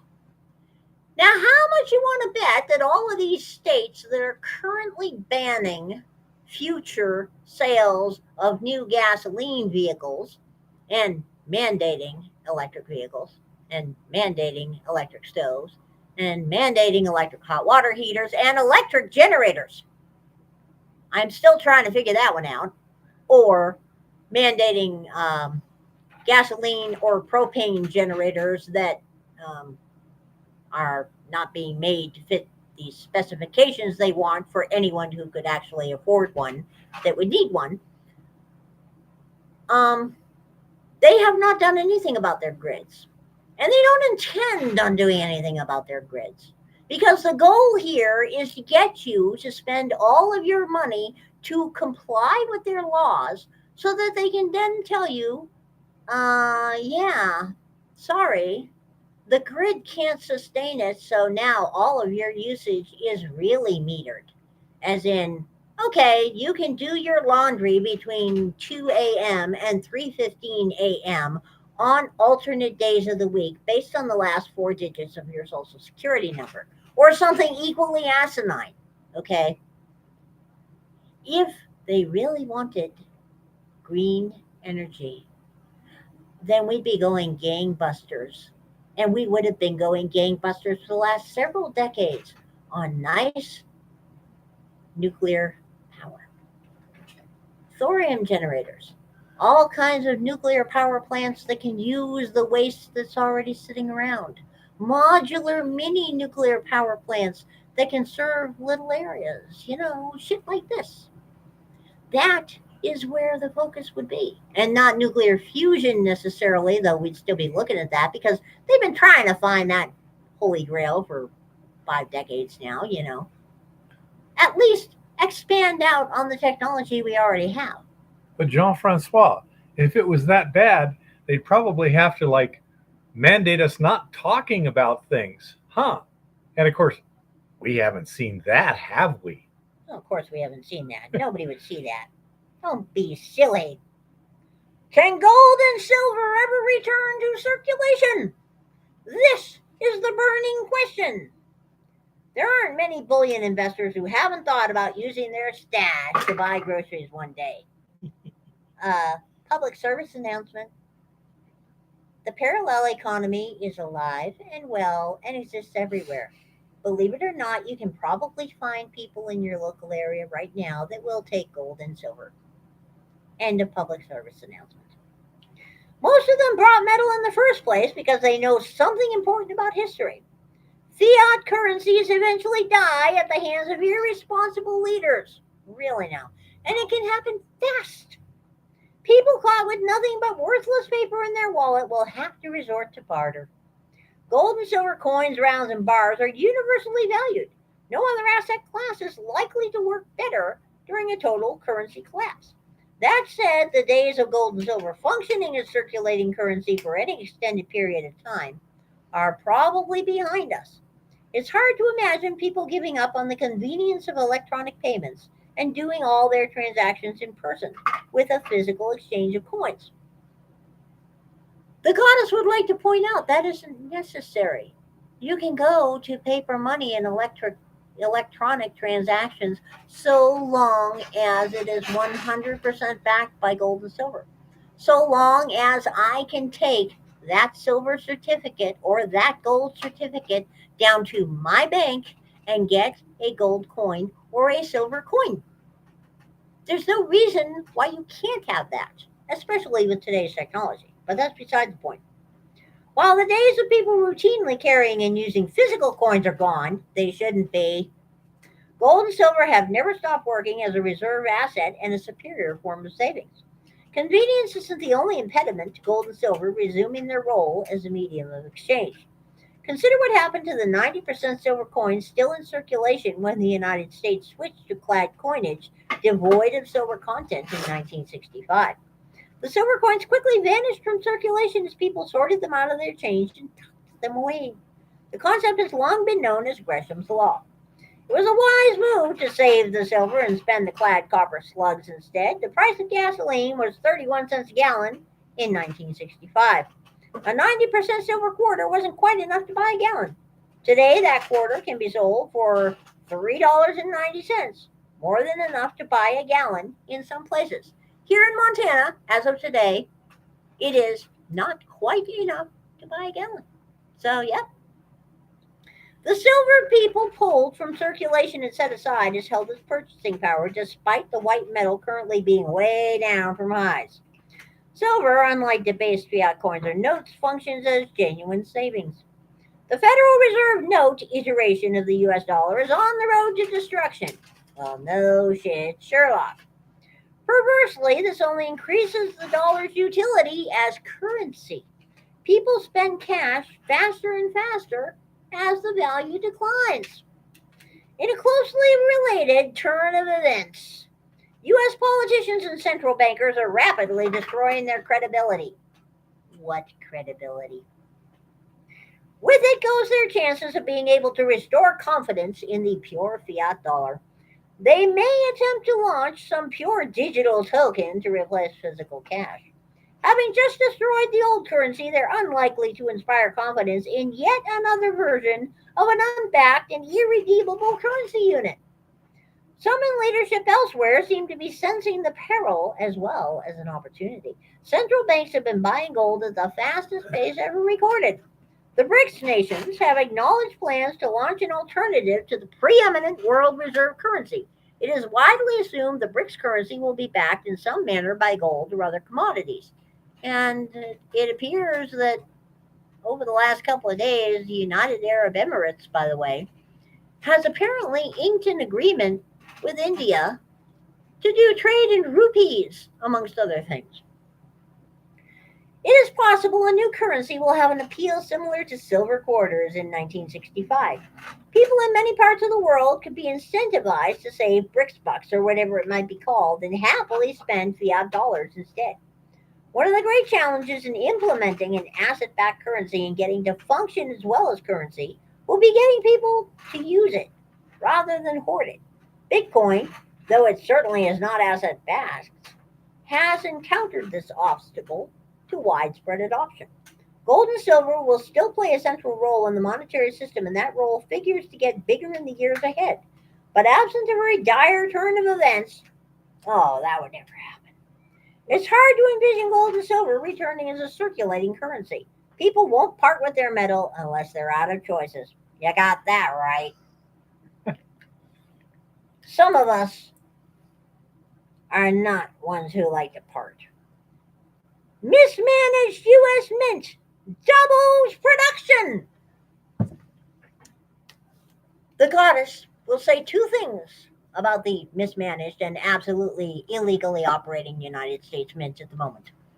Number one, the United States Mint is an extortionist criminal organization that is violating several laws at this exact moment. Not that the goddess expects that to change anytime soon. Number two, the new 2023 Proof Morgans and Proof Peace dollars, the nice, glorious, they are gorgeous. That is all. The goddess will not be getting one until she finds one on the secondary market. But they're gorgeous. Silver prices have drifted under $23 per ounce in recent days, and gold is now trading under $1,940. Silver coin bar and round premiums continue to fall on overall softening in retail demand. Absolutely, the goddess paid just a shade over $4 over spot today for her rounds. Woohoo! On sale.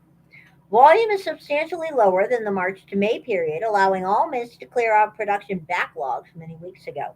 The notoriously mismanaged U.S. Mint has suddenly doubled Silver Eagle production because silver blanks are now readily available from the government's sole source supplier. Yeah, Sunshine is letting loose with some blankets here. Poor planning practices at the U.S. Mint, including an apparent refusal to stockpile extra silver blanks during periods of market slack, have caused a steady erosion in the market share of this once extremely popular U.S. coin. This is absolutely true. The goddess has read these regulations many times. While the government does regulate that the mint can only pay a certain amount above spot price for planchets, and yet the mint must also, you know, meet production goals that they haven't met in decades anyway. There is nothing in the rules that says they can't buy them when the price is low and pile them up at West Point or in one of the other repositories. They're not. Hmm, odd, isn't it? Just saying. Investors have grown weary of dramatic whipsaws and silver eagle premiums and have increasingly turned to the products of other sovereign mints and privately minted rounds and bars, which offer greater value and less volatility. A new black swan event in the banking sector, Fed news out of this month's Jackson Hole Summit, and the upcoming BRICS meeting in South Africa could provide catalysts for new moves in gold and silver prices. And absolutely, people have turned to foreign sovereign mints. For anybody who doesn't watch this market, the maples are looking beautiful as ever, at least on the obverse. Chuck number 3? Oh no. Oh no, honey. Honey, no. Bless your heart, buy the older ones. Chuck number 3 looks like an idiot. Okay. But the maples are holding their value regardless of year. Britannia's the Philharmonics out of Austria are absolutely gorgeous. All of the Perth Mint silver products, you got to watch out for Perth Mint gold. There have been just one or two too many scandals attached to that. But all of the Perth Mint older silver products and the new ones are really beautiful. All of the British Commonwealth coins, as a matter of fact, are glorious. They have beautiful anti theft micro engravings on them. They have gorgeous designs. They're extraordinarily well made, and they're a really good value compared to our poor little American Silver Eagle, okay? Which is extortionately priced. The goddess is very, very annoyed about that. It is ridiculous that the only thing that is priced as bad as an American Silver Eagle is Libertad's. And the Libertad is universally recognized as perhaps the most beautiful design that has ever been put on a silver coin. The mintages are extremely low, the quality is extremely high, and they are extraordinarily collectible. The old ones and the new ones. So, yeah, it's no wonder American Silver Eagles are losing market share. Because why in the world would I spend the money that it would take me to buy an American Silver Eagle from our extortionate and highly illegal mint when I can use that exact same money to buy a much lower mintage, gorgeous Libertad for my collection? As a matter of fact, I got an antique finish one. Ooh. The antiquing was just the right level to bring out all of the subtle detail in what is a gloriously, gloriously beautiful coin. Definitely a thumbs up for Libertads. Everybody should have one. Just saying, they are beautiful. The Roman emperor who tried to bring monetary reform to the empire and failed miserably. Here's a little history lesson for everybody. Well, kind of, sort of a history lesson from Lawrence Reed, who is one of my favorite authors on this kind of thing. The terms reform and reformer conjure up positive, appealing impressions. It's widely assumed that to reform something is to fix it, and that a reformer is enlightened, courageous, farsighted, or all three. But often as not, so called reforms fix nothing, and reformers turn out to be charlatans, no better than the scoundrels who preceded them. Gee, history apparently does repeat and rhyme. In 1913, banking reform foisted a central bank on America that we know as the Federal Reserve System. In its first century, its erratic monetary policies delivered a Great Depression, a host of recessions, and a massive decline in the value of its own banknotes. If that's reform, I prefer non reform any day of the week. Perhaps reformers should embrace their own Hippocratic oath, as expressed in Latin as primum non nocere, which in English means first, do no harm. The decline and fall of the ancient Roman Empire produced countless reformers. The good and serious ones were few and far between, and neither they nor their reforms made much of a difference. I recently wrote about one of them, a statesman named Pertinax, Doing good, Brock. whose improvements last a little more than his fleeting 3 month tenure.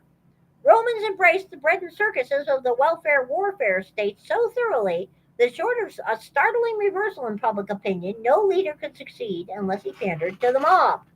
Wow, that sounds kind of familiar. One of the many false Roman reformers worth noting is an emperor named Aurelian, who ruled for 5.5 years from 270 to 275 AD. A career military man, he succeeded in reuniting some fracturing parts of the empire under long assault by foreign tribes, thereby earning him the Senate's honor as restorer of the world. But his domestic economic program was window dressing at best. For decades, the Roman state distributed free or subsidized grain to keep the masses content. Recipients were expected to grind the grain and break it into bread on their own. Aurelian reformed the system by putting the government in the bread baking business. Those on the dole could get freshly baked loaves requiring no effort but eating.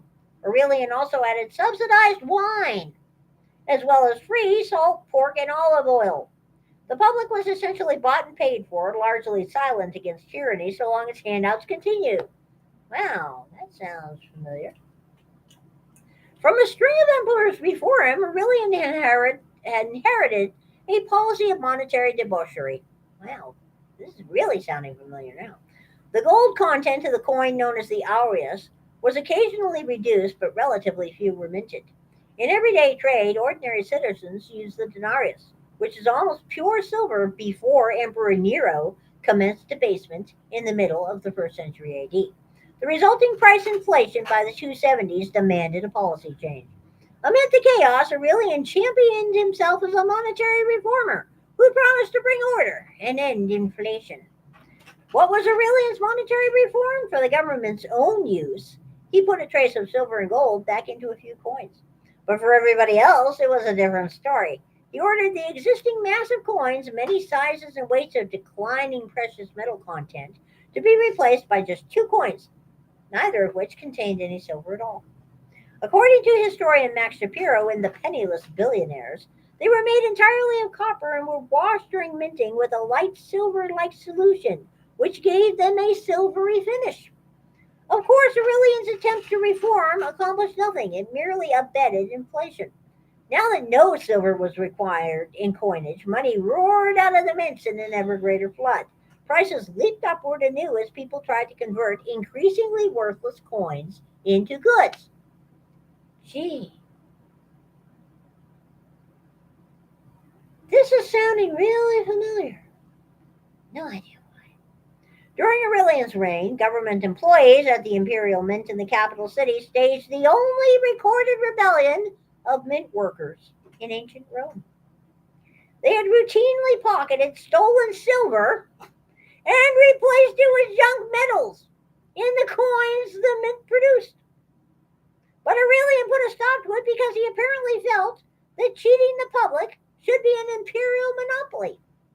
That ignited the revolt, which the emperor quashed by executing the official in charge of the operation, as well as many of the workers. So let's see. Now the goddess has to wonder the last time anybody actually audited the silver planchet situation in our mint. Just saying. Um, Francois? Jean Francois? I do not know. It wouldn't surprise me if they got rid of that obligation. They get rid of everything else that they have to. If not, they just ignore it. And yeah, that's the other thing. If they don't get rid of it, they ignore it. They make it impossible for you to do it.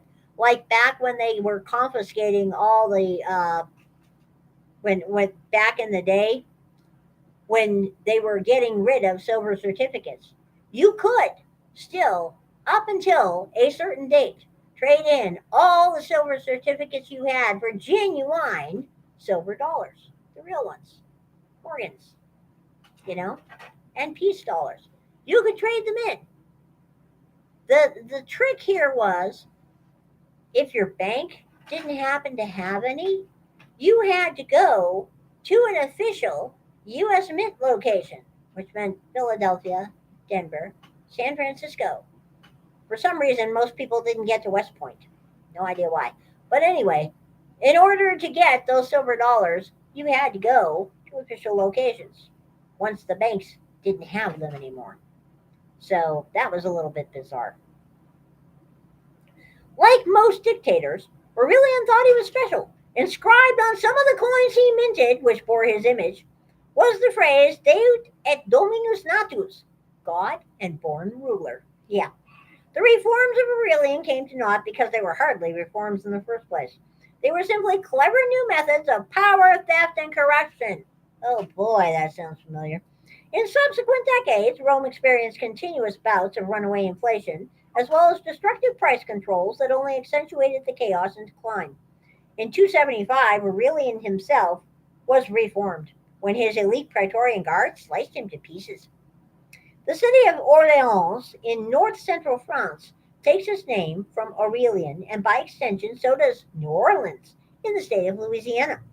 But if any of the statues of this duplicitous reformer exist in either city, I humbly suggest they can now, in good conscience, be removed, or at least adorned with this inscription. He helped bankrupt and destroy his country by expanding the welfare state and corrupting the currency to pay for it. Unfortunately, so, Jeff. I hope you just heard the ring of another bell. As always, our dear friend Lawrence W. Reed has hit one out of the park with that article. But yeah, this is what happens to money. Unfortunately, sad, very sad state of affairs right there. And in news from Zero Hedge, let's see if they got any interesting headlines. You might want to go read The Insights from the Unabomber, 13 Thoughts from the Late Terrorist and Philosopher Ted Kaczynski's Manifesto. Kaczynski had a really weird manifesto, just saying. Price action is what really matters, and fundamentals are just a narrative. Absolutely. At this day and age, yes. And basically, the usual group of stuff is happening over on Zero Hedge. Articles about Big Pharma, articles about what Tucker's up to over on Twitter and a few other places, etc. Hanging out over there. And yeah, one of our political prisoners from January 6th may be in some like permanent trouble. He's kind of gone silent from where he is. Just saying. Not that it's the first time. And it might interest you to know that according to a University of Chicago report, 30 million Americans view violence as justified to keep Donald Trump from getting into power again. Very interesting. And Bidenomics has made history again. New record homeless rates as people get evicted. You know. But then again, it's not like anybody really needs housing. I mean, after all, how are we supposed to empathize with the rest of the world if we actually have housing? I will admit, quite frankly, according to definition in the United States, the bear back there and I are abysmally poor. Absolutely. We're abysmally poor according to our government standards. According to world government standards, we're in the top 30% worldwide. We're upper middle class, folks. So, there may be a salutary lesson for a lot of people that have thought their lives were bad when they were merely dirt poor or broke by U.S. standards. It can be a whole lot worse. And the goddess thinks it's going to get a whole lot worse. Meanwhile, gold closed at $1,904.90, which is ridiculous. Silver is on sale for $22.60 an ounce. Oh, hell yeah. Let's back up the truck on that one, people. And the yellow stuff. And the platinum. I mean, $901 an ounce for platinum. Come on now. And rhodium is in the toilet at $3,350. I feel sorry for all the people who got it at 20,000 an ounce. I actually do. Global de-dollarization. Are factions within the U.S. pushing for it? Is this a lead up to a CBDC and a monetary reset? There are factions within the U.S. supporting a global move to dump the dollar and dethrone it as king of reserve currencies, according to Andy Schechtman, president and owner of Miles Franklin. His tinfoil hat is almost as good looking as mine. One of the primary reasons why there is intentional effort to weaken the dollar is to create an environment that facilitates the introduction of a central bank digital currency and a new monetary system, explains Schechtman. The trend to move away from the US dollar is accelerating and goes far beyond the attempts by BRICS nations to settle trade in local currencies and stop using the greenback, Schechtman told Michelle McCory, lead anchor and editor in chief at Kitco News. You might want to go to Kitco and watch the video. It was actually quite interesting. The US is facing unsustainable debt levels, and there are only a few ways to fix this. You can inflate, you can default, or you can find a villain, Schechtman said. Weaponizing the US dollar, the US is creating a global movement of countries choosing to turn away from the greenback, including Saudi Arabia. You've pushed Saudi Arabia away by telling them you're going green, by inflating the currency, by destabilizing the bond market, and vilifying fossil fuel usage. It would be a lot easier to see the dollar lose its petro status as a settlement for petrol, which would massively decrease the demand for the dollar. Now you have a villain. It's OPEC and Xi Jinping and Putin that created this movement. Schechtman admits this is just a theory, but it's based on a number of indisputable facts and points out several powerful individuals have clearly stated they want to see the greenback fail on the global stage.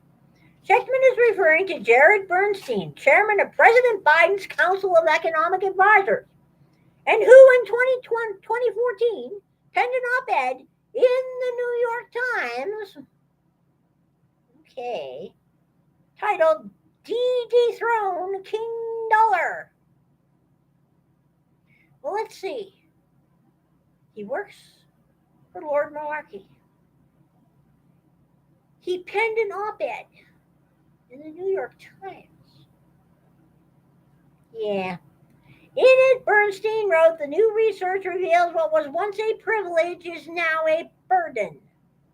And to get the American economy back on track, the government needs to drop its commitment to maintaining the dollar's reserve currency status. Believe it or not, the goddess can almost agree with that, but it just depends on how you plan to exit this situation here.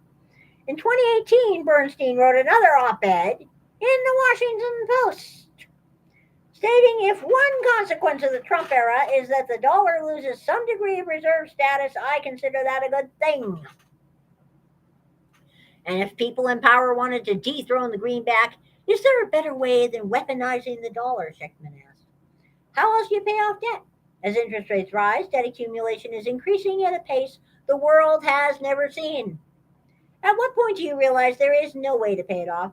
And rather than falling on the sword and being blamed for destroying the American way of life, you find a villain. Every good plan needs a scapegoat. A central bank digital currency comes into play as a way to introduce a new monetary system, one of the logical conclusions in this theory. Another key individual who's close to the White House is National Economic Council Director Lael Brainard, who is a big supporter of central bank digital currencies. So really, you have one advisor wanting to get rid of banks and get a CBDC, another wanting to get rid of the dollar's reserve currency. Is it coincidental? I guess it could be. Or is there a modicum of a chance that some or a lot of this is designed in a very nefarious way to level the playing field or get out of this debt-based Keynesian economic experiment and start over, Schechtman asked. No, actually, what they want to do is put the debt-based Keynesian experiment on steroids with the CBDC. They want to completely make money imaginary so they can finally decouple people's image of money, wealth, and currency from reality entirely, okay? Hey, I don't think Schechtman's going far enough. He needs a better brand of tinfoil hat. Maybe the goddess should make him one and mail it to him. Just saying. And there is a video link you can watch about the pros and cons of a CBDC. Spoiler alert, no matter what they say, there are no pros to this. Okay, zero zip nada. There are already 130 countries representing more than 95% of global GDP who are exploring a CBDC. Jamaica rolled one out, by the way, this week. Really silly. This is up from just 35 countries in May 2020. A CBDC is coming. There's no question about it. The only question is, do you need an event in order for it to be accepted? No one wants to give up their privacy. Do we see that event? And if we do, then things get very frightening very quickly for a lot of people in this country. That they do.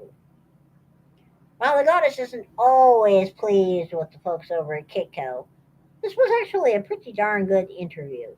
Just saying. Things are not looking good in that regard. Things are not looking good in many regards. But in one regard, things are looking very good. Silver will outperform gold as industrial demand picks up, according to BMO. Precious metals prices will see headwinds in the medium term, but a recovery in industrial demand and a burgeoning solar sector could see the gold silver ratio move closer to the historic average in coming years, according to Colin Hamilton, commodities analyst at BMO Capital Markets. Speaking in the latest Metals Matters podcast, Hamilton said near-term prospects for silver are being driven by macro asset allocator positioning, the Fed, and the USD. They're actually also being driven by games being played at COMEX and amongst the various banks, otherwise known as criminal organizations that are manipulating metals prices all the time. Silver has had a pretty tumultuous time over the past month, with prices hitting high above 25 ounces per $25 per ounce before pulling back. Silver prices broke decisively below 23 per ounce on August 8th, and the precious metal has been trading in a range between 22.90 and 22.63 cents. A softer than expected CPI print in the US, combined with a relatively weak industrial production reading, has served to temper expectations for future Fed rate hikes, he said. Many market participants, including BMO Economics, are now of the belief economic headwinds will outweigh tailwinds in coming months, turning a skip in rate hikes at the September meeting into a more prolonged pause. Hamilton notes recent comments from Federal Reserve Chair Jerome Powell that strong economic data, while positive, could make reaching the 2% inflation target more challenging and could require future rate hikes. He said this has strengthened the US dollar and created broad selling pressures on precious metals. In our view, silver could show its usual torque on the downside move compared to gold just in the very near term. While broadly speaking, the global economy is holding up relatively well, really now, and better than expectations, really now. This is almost solely down to resiliency in the services economy, while the manufacturing side is clearly feeling the strain.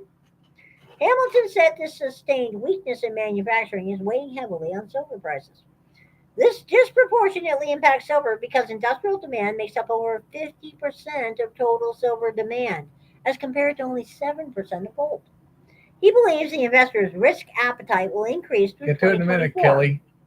as markets become convinced the worst economic news is behind them and the Fed's interest rate direction becomes clearer. We might see a little bit more money flow out of the precious complex, perhaps out of silver sooner than gold, but eventually we see gold ultimately falling further. Longer term, we have the gold and silver ratio back at 71, which is relative silver outperformance, partially helped by silver's important role in the global photovoltaic build-out, which should help industrial demand grow by about 100 million ounces per year to 2030. Other analysts also see massive increases in solar demand supporting silver prices beyond 2024, which will drive prices higher and put pressure on supply. The goddess thinks it's about time some of us start putting a whole lot more energy into figure out how to recycle that stuff. Just saying. In 2021 to 22, silver industrial fabrication hit successive record highs, with volumes in 2022 16% higher than the 2010 total. These highs were driven by rapid growth of green energy applications, such as photovoltaics and electric vehicles. This growth in turn helps explain why, in the foreseeable future, the silver market is likely to face a persistent structural deficit. Well, no shit, Sherlock. Following record PV installations in 2022, metals focused projects another new high for installed capacity this year. In the latest global PV market outlook released by Solar Power Europe, the installed capacity forecast for this year has increased by 33% compared with the previous version, and the forecast for 2024 has increased by 42%, they said. As for the medium term, 25 and 2026, the adjustments are even higher, 47% and 54%, respectively. Silver spot fell to a low of $22.40 earlier on Monday and last traded at 22.56, down 0.45% on the session. So yeah, silver and gold are on sale, folks. Back up the truck. Just saying. Huh. Approximately how much resin to use if you're wanting to test what's in your recirculation water system with 1,000 gallons? Well, the question is this assumed to be dissolved gold? And if so, why?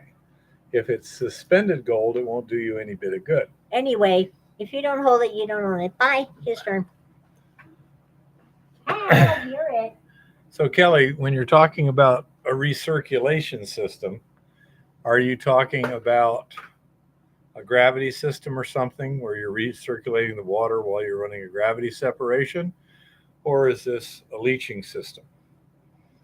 Because if it's like a gravity system and it's suspended, the resin won't really do anything. If it's dissolved, that's where the resin comes in handy. Okay? So we need to know that before we can do anything else. Yeah, Jeff, I resisted a cell phone for quite a while. Now, usually when we're out in the field, it works. That can be quite helpful. But anyhow,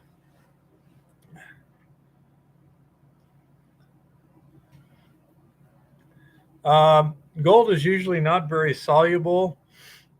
The best way to test to see if you have a solution problem would be to take a sample to a suitable assay lab, and for 25 bucks, like what we got here, although I think they raised other people's prices to about 28. But anyhow, if we're in the neighborhood of 25, 30 bucks, you should be able to get a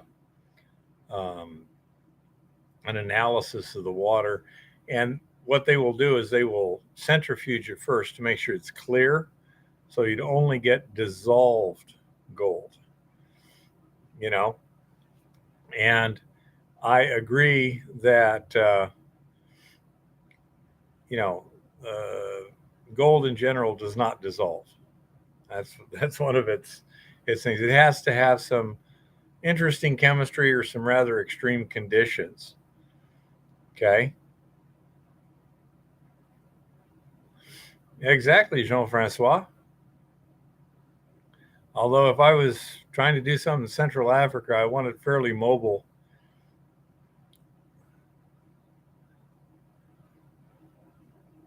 Shipped to South Africa, yep. Hi, blind dude. So, yeah, solution actually dissolved very little in terms of what is floating around. If you take, okay, in that case, again, a water testing lab will be able to do that with relative ease. If you're wondering about suspended particles, then what you do is either settle it really well or centrifuge it and then fire assay the solids. And to help it settle, you could even add a little bit of a flocculant. But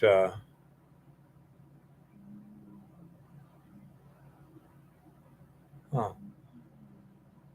Yeah, she just left moments ago. Blind dude is brokenhearted that he didn't get to see your smiling face, little one.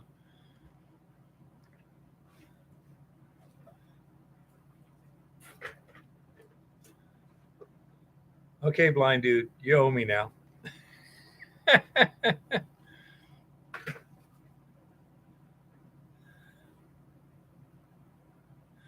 Anyhow, by the way, Jean Francois, if you want someone to look at your report with a much more expert eye than I on that particular thing, Rock Butcher would be an excellent person. I have a feeling he's quite busy right now, but if sometime, maybe in the winter or whatever, he's got a little extra time, if you ask him nice, he might.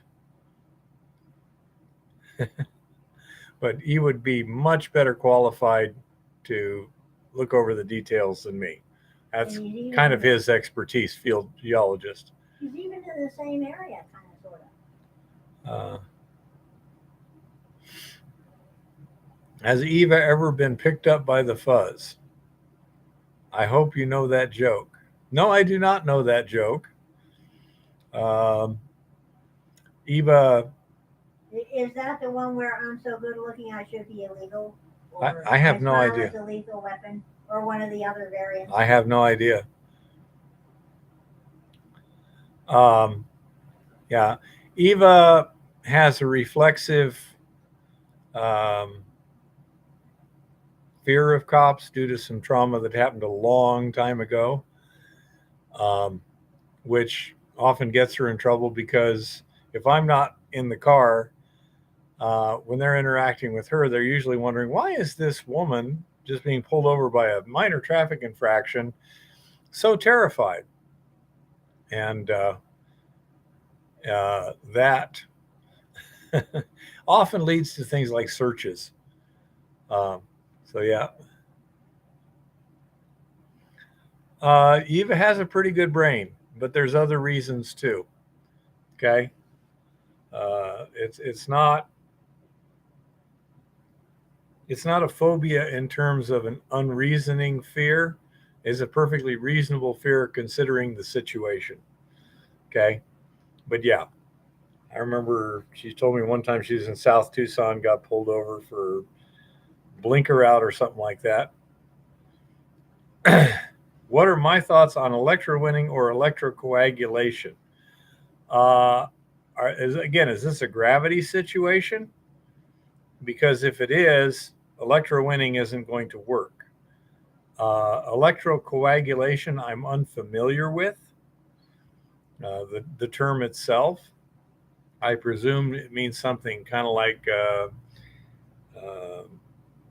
the electrostatic separation of particulates and air. Again, I am not familiar with it, so I have no opinion. And yeah, Jean-Francois, I say he's a pretty smart guy when it comes to this particular field. So if Rock, if Jean-Francois wants to contact you, do I have permission to give him your email? Because if so, then let's say I can put you two in contact. But Rock is that's his job. Is exploration geologist, so he can give you a better opinion. I think that report was mainly done for financing purposes as opposed to educating people like Rock. But he'd be a lot better able to do that and also say what is good. I know he's pretty busy, but he's also a pretty nice guy. Okay, Jean-Francois. So if you would like to have him look at that report, okay, you say if you want me to, just let me know and I'll ship it on to him. Oh, so I think the situation with the information you have is probably best served by just searching out the artisanal miners and figuring out who's doing what. Um, and again, since you're looking at starting small, who's doing the richest ore that's easiest to recover? And or the richest ore where it's not easy to recover, so they need someone to come in and do the leaching adjunct to their current amalgamation. Uh, so, see where that opportunity is, but that's going to take somebody on the ground, I think.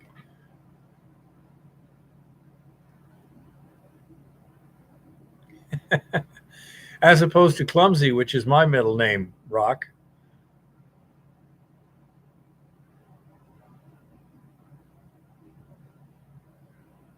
Okay, Jean Francois. So it's still actually in progress, huh? Well, that's good. Mm. But for those who came in late, we are finding more of the 150 mesh plus gold in the tailings at the mill. We suspect it has a significant factor is that we took a lot of material off of that lower decline dump, which was theoretical, um, theoretically their ore dump, so it's probably better. Um, so that means we're going to be doing a little more research on maybe the parameters of a hybrid system. Um, Infinity Prospecting has agreed to send us one of their little test sluices and some matting that we can put in our big sluice and um, see how that works on a theoretical basis in terms of recovering the gravity gold. Uh, let's see what else. As part of that, we're also doing testing on the compatibility of various metals with our leach solutions, either for corrosion or more likely for cementation of dissolved precious metals. And the um, the indications are currently that copper and brass are doing significant cementation. It's possible that the stainless steel is too, and it's just hard to tell because it's plating out. The copper is plating out a silver colored deposit, and of course the stainless steel already looks silver colored, so it makes it hard to do. Um, and so that's uh, kind of a research project there at the mill. The stripping circuit seems to be working just fine, and everything seems to be going well there. Where we're basically stripping resin about as fast as we are loading it. Still haven't found any way to reuse the resin efficiently. It loses the majority of its ability to retain gold after one use, even stripped. And so um, we're just stockpiling it for now, but at a cost of $16 for every $250 in gold we get. It's not a huge cost anyway to just use it one time. Um, the Pura Gold is a lot more selective for gold than the Max Water resin. Let's see what else. Um, Not sure. Um, oh, we got a lot of a lot of exploration work to do up at top of the hill. We need to open up that adit that the claim owner found. We need to search a couple more very suspicious looking things on the satellite that looked like they were workings, um, and see what the situation is. Yeah, that going back in time on the satellite is proven to be really useful. Yeah. And um, the situation, um, say, it's interesting. We did find one spot where we got pretty good assay. We'll be doing a little more sampling there. Luckily, it's one of the easiest places to get to. So, say we got a lot of work to do there. This weekend will probably be a Montana B, getting more ore so we can keep the mill running and trying to advance a little bit. Then we'll probably be focusing on top of the hill, trying to get what we can get done there before the first significant snowfall. I'm not sure what it was last year, little one, but wasn't it like early October? Yeah, I think it was early to mid October. Yeah, something like that. So, We might get lucky. yeah. So, anyhow, we'll see. Someplace in Kanukistan, Rock.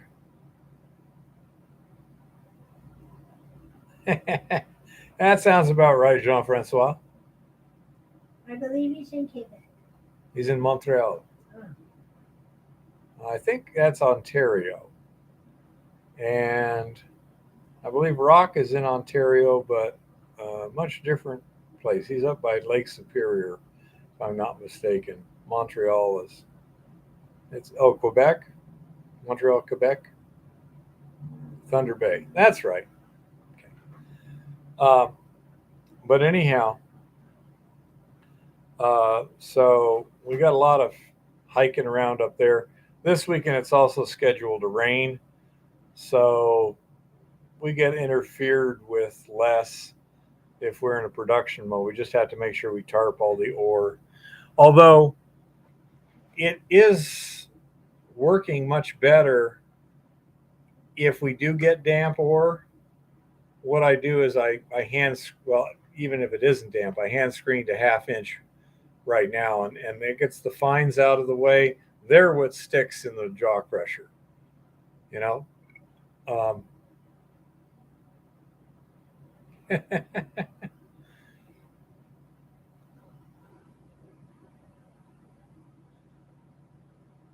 well, be that way, Rock. I've been there. Well, I haven't been to Montreal. We were across the river from Detroit there. I've been to Sudbury too. But anyhow, so I found that if you just screen it to half inch minus and run that directly to the Stutenroth stockpile, and then take the half inch plus, throw it through the jaw crusher, even if it's kind of damp, it'll usually feed okay. It had to be pretty wet.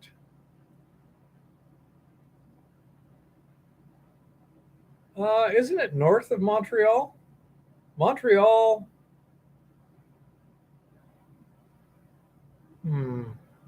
What am I thinking of? This the north shore of Lake. That'd be Lake Ontario, Erie. I think it's Lake Ontario there. Which one am I thinking of then? Let's see. You expect us to know which one we're thinking of? Well, let me get a map here, you rascals. See, map of Canada.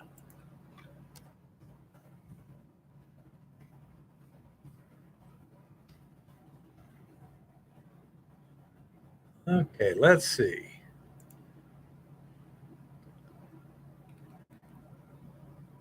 Toronto. That's what I was thinking of there. Okay, there's Montreal. Got it. There's Ottawa. The drivers suck in Ottawa, by the way, or at least they did in the 60s. Yes, Toronto is what I'm thinking of. Uh, yeah, we had to go to Detroit because our Suburban got recalled to the factory while we were on a trip. Yep, you're correct, Rock. Um, but yeah, we were going to go north of Lake Huron to Sault Ste. Marie, but we got recalled, factory defect. So my mom took it back to the frickin' Detroit headquarters of GM. Walked right into the office of the head of customer relations, said, "We're on a trip. You say our car needs to be fixed. Fix it." And so they did. Nothing like having the vice president of customer relations drive your car to the repair facility and say they need their car fixed. It got fixed quick. Uh, you take care, Turkey. Uh, anyhow, so that's kind of where we're at right now. The huckleberries are ripening up on top of the mountain there. So that means we got some good eats, but also we're probably going to start running into the greater possibility of bears. You know? And anyhow, nice to see you, Ed. You take care, Jean Francois. Glad to see you tonight. Um, anyhow, that's about it. Not much real exciting going on because of getting vehicles fixed and stuff. And I'll say it gave us some time to get caught up on some things. So we'll get back in the field this weekend and go from there. Um, I like hiking at top of the hill, but I also like punching holes in the rock.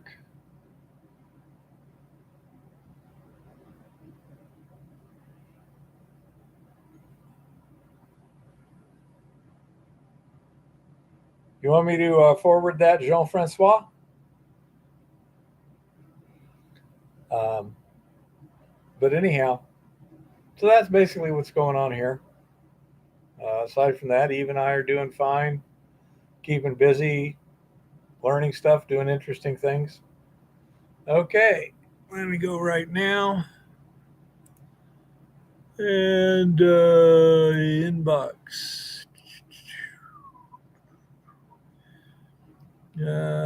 Go with this one. Forward to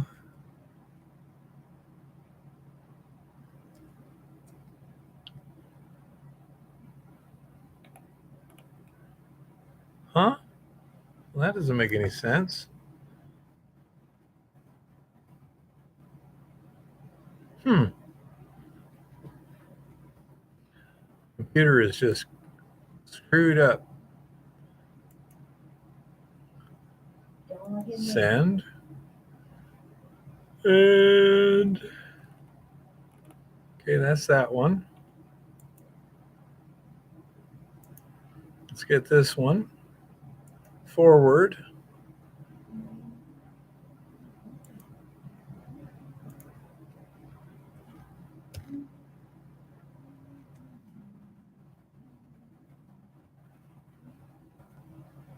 Okay.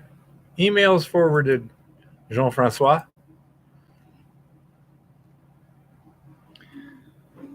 So that's about it. Don't have much else to say. Anyone got any questions or comments or anything before we close it up for the night here? You're welcome, Jean Francois. Jim's out doing some stuff. Lauren's out doing some stuff. Keith and Eve been doing some stuff in town. We're getting ready to go out and do some stuff this weekend. We always have a live stream Monday nights, 6 o'clock Montana time. If you have any questions, ask them. And so that's now in terms of getting online, unless I'm out in the field, I check my email every day. We'll be gone Friday, Saturday, Sunday, possibly Monday morning. But we try and I don't know. Have we missed No. a live stream in well over a year? Yeah, I don't think we've missed a live stream in over a year. We kind of schedule around it. Even when I had the terrible testicle trauma, we I was laying on the floor, and Jim and Eva were handling the seats, but we still had a live stream, and so say we're pretty reliable on that. Plus, you can always use the email if you need something. But I'm basically available. Oh, we had a lot of fun with it, Jean-Francois.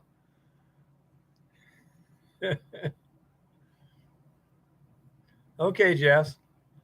Yeah, that's my thought, Chris. Yep. And Chris Georgie here. I said that, I basically explained the unfortunate situation and said that, testicle jokes would not be punished, but they would be graded right away. Chris comes back with, "Oh, feeling a little testy, are we tonight, Keith?" Oh man, I think that was the best one of the night too. But yeah, we had some fun with that.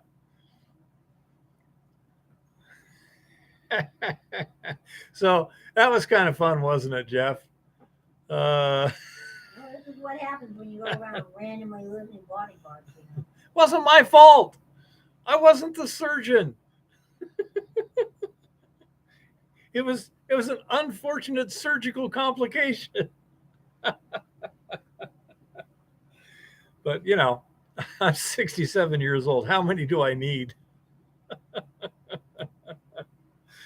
Not as many as you had. So anyhow, yeah, we try to have fun. All righty. Is there anything else before I sign off for the night?